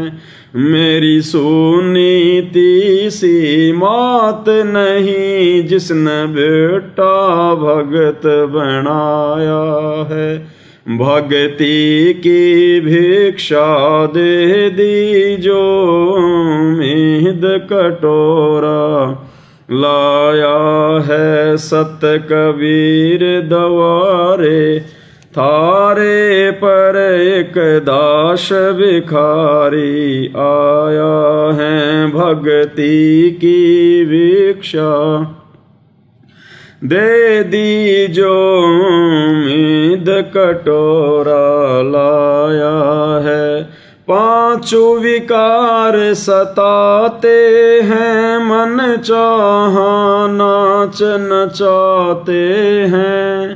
पांचों विकार सताते हैं मन चाहा नाच नचाते हैं। हे सायब ना बच पाते हैं माया ने जाल बिछाया है। हे सायब ना बच पाते हैं माया ने जाल बिछाया है। भक्ति की भिक्षा दे दीजो मीद कटोरा लाया है। सत कबीर दवारे थारे पर एक दास भिखारी आया है भक्ति की भिक्षा।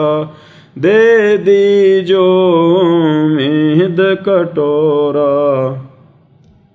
गुरु रामपाल जैसा संत नहीं मैं भगतों जैसा भगत नहीं। गुरु रामपाल जैसा संत नहीं मैं भगतों जैसा भगत नहीं। मुझे दास को चाहिए जगत नहीं एक तेरा ही शरणा चाहा है। मुझे दास को चाहिए जगत नहीं एक तेरा ही शरणा चाहा है। भक्ति की भिक्षा दे दीजो मीद कटोरा लाया है। सत कबीर दवारे थारे पर एक दास भिखारी आया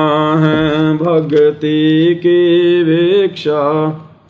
दे दीजो मीद कटोरा लाया है। तो भाइयों और बहनों, बहुत बड़ी दया, बहुत बड़ी मेहर सारी सृष्टि के सृजनहार सतगुरु रामपाल जी परमेश्वर जी की। और भाइयों और बहनों, एक बहुत ही अच्छी बात, क्योंकि सात संगतियां परमात्मा ने इसीलिए कलयुग की बिचली पीढ़ी में शुरू करवाई हैं कि साध संगति से भेद जो पाया और सतगुरु रामपाल जी परमेश्वर जी ने सफल बनाया। यानी गुरुदेव भगवान के आशीर्वाद से सात संगतियां सफलता की ओर आगे बढ़ रही हैं। और सात संगति क्यों रखवाई परमात्मा ने? भक्ति मार्ग के गूढ़ रहस्यों की जानकारी के लिए। ना जाने परमात्मा किस भगत भाई बहन में प्रेरणा करके कौन सी बातें बुलवा दें, और ना जाने वो चोट किस भगत के लग जाए, उसका जीवन सफल हो जाए। इसीलिए परमेश्वर सात संगतियां रखवाते हैं। तो आज एक छोटी सी सात संगति थी। हम कुछ एक भगत भाई बहन वहां बैठे हुए थे, और उत्तर प्रदेश के बनारस से हमारी जो सुनीता बहन है वो भी आई हुई थी। तो बहन के मुख से परमात्मा ने एक शब्द निकलवाया कि भाई, जब हमें पता चल गया कि हमारे गुरुदेव भगवान कोई आम प्राणी नहीं है, आम संत नहीं है, ना कोई ये दुनिया भर के काल के द्वारा भेजे गए साधु संतों की तरह कोई सामान्य संत हैं। अरे गुरु तो बहुत हैं भाई, गांव गांव में गुरु बैठे, नगर नगर में गुरु बैठे, हर पंथ में गुरु हैं। और हम भी अपने गुरु जी को गुरु जी, तो फिर हम इनको गुरु जी कहेंगे तो गुरु ही मानते रहेंगे। इसलिए अब हमने अपने गुरुदेव भगवान को परमपिता परमेश्वर कहकर पुकारना है, परमात्मा जी कहकर पुकारना है, भगवान कहकर पुकारना है, परमेश्वर कहकर पुकारना है। जैसे हम बातें करते हैं ना कि भाई गुरु जी ने एक सत्संग में ऐसी बात कही है, तो अब हमने क्या बोलना चाहिए कि परमात्मा ने एक सत्संग में ऐसी बात कही है, परमेश्वर ने एक सत्संग में ऐसी बात कही है। अगर हम गुरु करते रहेंगे, गुरु जी करते रहेंगे, तो गुरु जी वाले भाव रहेंगे हमारे अंदर। इसलिए अब हम सत्सेवक भाई बहनों ने, और ये दास भी आज के बाद कोशिश करेगा भाई और बहनों, उस बहन की बातें बिल्कुल ज्ञान आधार से हैं, सत्य हैं, सभी भगत भाई बहनों ने अमल करनी चाहिए। और अब हम अपने परमपिता परमेश्वर को गुरु जी ना कहकर, क्योंकि गुरु जी की तो वे केवल एक भूमिका करते हैं, क्योंकि गुरु के बिना ज्ञान नहीं हो सकता। तो गुरु की तो केवल वो भूमिका कर रहे हैं। असल में क्या है? असल में परमेश्वर हैं। परमेश्वर, जगत गुरु, परमात्मा, पूर्ण ब्रह्म, परम अक्षर ब्रह्म, सत्य पुरुष, अकाल मूर्त शब्द स्वरूपी राम, ये हैं उस परमेश्वर के रियल नाम। तो हम सभी भगत भाई बहन कोशिश करेंगे आज के बाद, जब भी हम अपने मुख से अपने गुरुदेव भगवान को लेकर कोई बात कहें, कोई शब्द कहें, तो हम उन्हें परमेश्वर का दर्जा दें। हालांकि वे तो पहले से ही दर्जा प्राप्त हैं, लेकिन आप और हमने रिहर्सल करनी पड़ेगी भाई और बहनों, इस परमेश्वर को अपने हृदय में बैठाने के लिए। और एक सत्संग में गुरुदेव भगवान ने हमें कह भी रखा है कि जब भी आप कोई बातें करते हो इस दास के विषय में, यानी गुरुदेव अपने लिए कह रहे हैं कि जब भी आप इस दास के विषय में कोई बातें करते हो, तो आपने ये नहीं सोचना कि मैं गुरुजी के बारे में बोल रहा हूं, गुरुजी के बारे में सोच रहा हूं। नहीं, मैं परमात्मा के बारे में सोच रहा हूं, मैं परमात्मा के बारे में बोल रहा हूं। तो आज के बाद हम कोशिश करेंगे गुरु और गुरुजी शब्द को बहुत ही कम यूज करेंगे। अगर अनजाने में जुबान पे आ गया तो अलग बात है, अन्यथा हम परमेश्वर या परमात्मा इन दोनों शब्दों का ज्यादातर प्रयोग करेंगे, क्योंकि साध संगति से भाई और बहनों हमें सीखने को मिलता है। तो आज के लाइव वीडियो में केवल इतना ही। गुरुदेव भगवान के आशीर्वाद से फिर आगे परमात्मा समय देंगे तो जरूर उनकी सेवा में हाजिर होंगे। तब तक गुरुदेव भगवान हम सभी को आशीर्वाद दें, आज्ञा दें, सद्बुद्धि दें, परमेश्वर हम सबका मार्गदर्शन करें। बंदी छोड़ सतगुरु रामपाल जी परमेश्वर जी की जय हो।